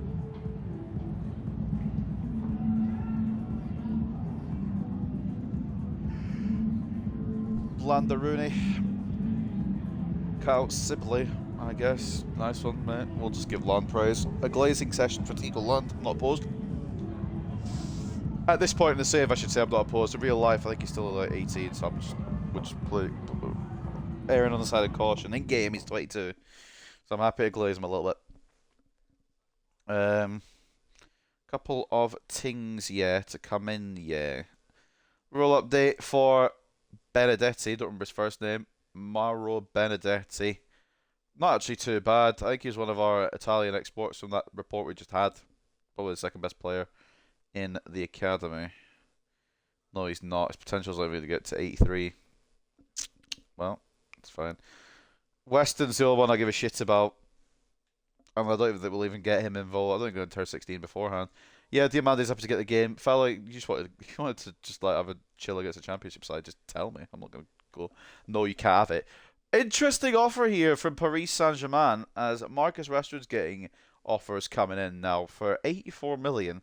And I would usually take this any other time, but we're 6 months off the end of the season. We might as well see it out with the boy Marcus Rashford, who has been on fire.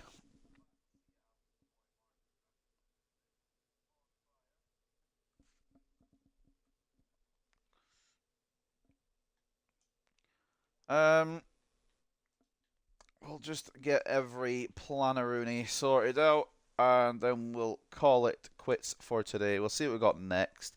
And we'll use a little shortcut menu to do that, because now I know it's there, it actually makes things easier to try to scroll all the way along to the calendar. Although I will be going to the calendar anyway, just to show you the latest results, but I want to use the little side thing. Shut the fuck up.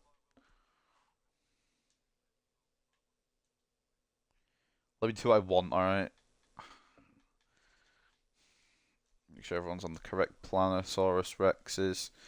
Brighton next, though, and that's what really matters. Following that is the pool, and then Athens. I do remember that. It's just the last two. I'm not sure on what we have inbound on the situation. So, advancing to Brighton before we do anything else. See if there's any more transfer offers coming in. I've unblocked. What the fuck's going on here? Oh. I thought one of my players was leaving. I fucking shat it.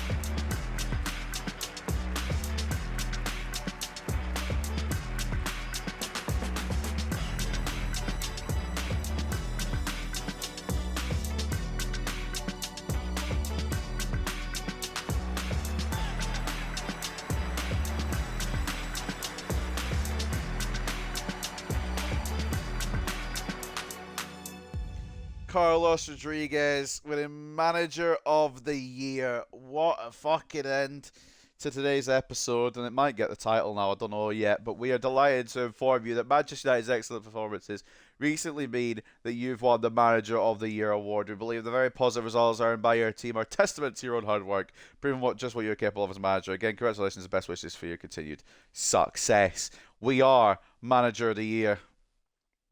And I thought somebody's release clause had got fucking something there. I thought we had a release clause and somebody had gone in for it. I thought we haven't sold anyone, have we? We haven't sold anyone. We got Manager of the Year. So let's go see our little picture there. After a very impressive season leading Manchester United, Rodriguez has been announced as the Manager of the Year. Go on, the boy. Carlos Rodriguez. Manuel Ugarte has an offer from Aston Villa, which is getting insta-declined. I'm just kind of wanted to see who people would want to go for, to be honest. That's why I kind of unblocked all the offers. But we are here at Brighton. That will be next time's game to begin. And we will just do a little cheeky slide to the right. And that is who we've got next time in next episode. All there on your screen. We actually won't play the Carabao Cup second leg because we've got so many games in between. Brighton at home. We then travel to Anfield to play Liverpool. We're going to Greece, and we're going to play Athens. Then we come back home to play Palace before we travel, I presume, again to Greece. I don't know where PAOK is. I don't think it is Greece, actually. But point is, we got them in the Champions League. Right. And having a gander, Golden Boot is already Garnacho's, I think. I don't think that's a problem. Brighton, Liverpool, yeah. And then Chelsea ×2. On episode, whatever is number, I don't know what number we're on. I think I put this as episode 7, but it might be 8. And we've drawn Leeds, the championship leaders. We've drawn Leeds in the FA Cup 4th round. Ooh. We know City are out. Kind of just curious who everyone else has got. Spurs and Everton. Interesting little one. And yeah, I kind of want to see if there's any shocks on decks. Barrow knocking out Stoke, that's a mini shock, I would say. 2 divisions between them. Blackburn beat Forest on pedals. Fulham knocked out City, lovely jubbly. Much else is there? Leyton Orient nearly shocked, unfortunately on the wrong side of it. Villa knock out Newcastle, that was a big one. It was the biggest one, I think, and didn't really matter who was going there. Someone's gone, that's all that matters. I think that's about it. Yeah. I did a double take there because Morecambe got knocked out and I realised that I'm not on my Morecambe save that I'm doing. I was like, hold on. When did we get knocked out? It's a long day. But yeah, no more shocks as it goes. So that is going to be the end of this one. Any extra transfers? Not really give a shit. Sigankov to Frankfurt. Is that David Washington? He's gone to Nantes from Heidenheim. Okay. I don't know if it is him. Villar's got a Luton. Team of the week, we've got Dallo in there and Laurent. We did play against Oxford, so it's not really reflective of how good they were. Hartman's gone to Lens, or from Lens to West Ham. Yeah, from Lens to West Ham. Good, good read. Manager of the year, baller, shot caller. Brentford beat QPR, Millwall beat Charlton. After a great performance in the match against Oxford, Bayer is named player of the match. And Bayer is in superb form for Man United, scored a brace which guided this side to a 4-1 win against Arsenal. Priority, yeah, we read that. Right, so I think we're all caught up. I'm just going to do a little stat check because we're at the halfway point and it is looking absolutely crazy for Garnacho at this point. 28 and 9 in 26 appearances for the Argentine. He's on job. Haaland's been putting in a little shift, when he's had the opportunity. I didn't realise he'd scored that many, but 14 goals and 6 assists for Fuchs. He did get the hat-trick against Chelsea as well in the Carabao. 13 and 8 for Rashford, despite having a bit of an injury concern. 11 and 4 for Laurent off the bench. He's actually a really good number, he knows. And he's gone up a little bit as well. I'm just going to have a little check at his development plan. His finishing's at its peak. Fuck it, let's just get a bit more pace in him. Let's get the skill moves as well. Let's get it all done. But yeah, he's on 11 and 4. Bruno 10 and 13. 10 and 4 for Bayer off the bench. He's been very, very good at that. 8 and 13 for Bowman. I can't say you'd expect a little bit more because those are really good numbers, but I'd expect a little bit more. 10 assists in 25 games for a left back. He's obscene, by the way, but Freddie Guardiola's done it. 4 and 8 for Burbo. Again, I was thinking of maybe call a couple back here. Stefano Russo, Katiza Boffa, but man, not any of these, but like some of the ones that could jump into the team now and perform, just give a little bit of depth to the situation. Tam's not played much. I'm half considering him. Wheatley, I was considering, but we don't need a striker now. We've got 3. Barton, potentially. Bergval would be nice to bring back. We'll leave him at West Ham.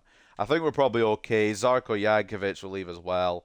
I think I'm just going to leave them to do their own thing, yeah.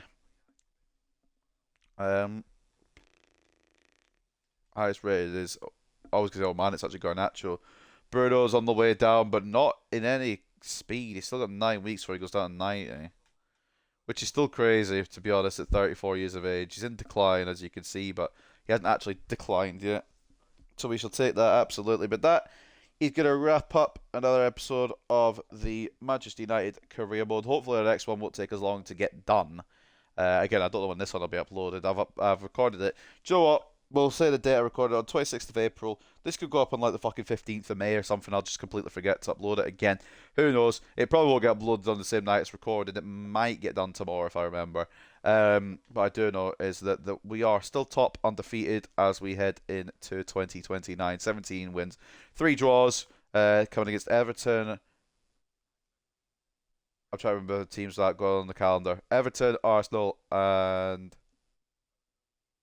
it was a shit team. I want to say Brentford. I'm going to go check the calendar in a minute. But Wolves, Chelsea, Liverpool. Not in that order because I got Liverpool and Chelsea wrong way around. They complete the top 4 for today. That is your top half. Continuing down, City drop into the bottom half with the relegation zone being Luton, West Brom and Burnley. Nothing's happened in the Champions League, so there's no point in really checking it because nothing's really changed. But we are in 3rd after that humbling by PSG. FA Cup, as you can see, we got Leeds. And the Carabao Cup, I don't know how Arsenal and Forest went. Arsenal have a slight advantage, whereas we have had a hell of a fucking first leg there for all. I'm going to put it down to using Gillet. Europa League is led by Liverpool currently. Roma up there. Conference League is done with Frankfurt topping the group on a 6 out of 6 streak there. But ladies and gentlemen, I don't think I've got anything else to show you. And if I do, I've forgotten it. But if I do, then we'll show you next time. And if I don't, then I will see you next time anyway. Again, if you want to add, if you want to suggest players that make the squad any better, if you physically can, then go for it. I don't think it's possible, but I will have a look. So, just quickly, Oman is backed up by Gillet. We maybe change that. I don't know yet. I might just stick with it. Cariolo and Carreras. Martinez has got, Martinez and Inacio have got Diamande, Weber, Yoro as backup, so we're fine there. Martinez backs up Dallo. Maybe another DM, perhaps. We've only got 3, and if one gets injured, it could be Curtains. Maybe just bring back Mohamed Tam, perhaps. I don't know yet. So yeah, Mino, Nagarte, Hulman, still the 3, but we might need another 1. Fernandes is backed up by Land, obviously. Garnacho backed up by Laurent. Bowman backed up by Mbeumo. And then Rashford backed up by Haaland and Bayer as well. So there's plenty of depth there, but I think if I was to sign somebody, and I'm not saying I'm not going to, but I'm not saying I definitely am either, CDM. Now, we could bring back McSauce, because why not? It would be funny. He's in negotiations with another club. It looks like Le Havre. We could bring João Gomez in from Saudi just to be a bit of a bit part player as well. But any CDM suggestions, or maybe have a gander off screen as well, just to that fourth. They don't have to be better than Minor, Hjulmand, Agarte. They just have to be kind of able to do a job if we need them at any point, or if an injury occurs, they can step in.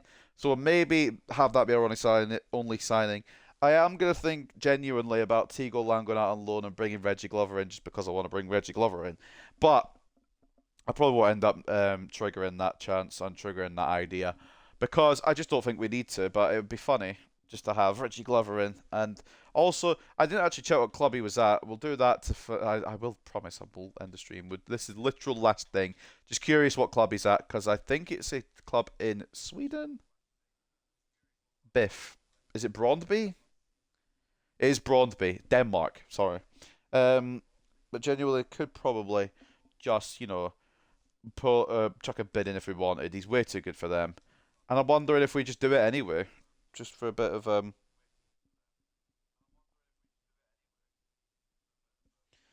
just to have that option, just to have him there. I might still pull the trigger on it. We've got the money.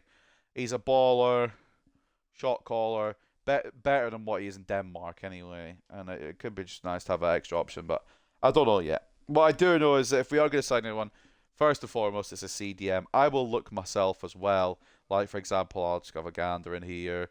And obviously, it won't be on this report because that's an attacker report. And there might be some pre-contract ones available as well, just to see around. That's the Lewandowski region. And obviously, there's plenty of options in here. If we could maybe sneak a little pre-contract.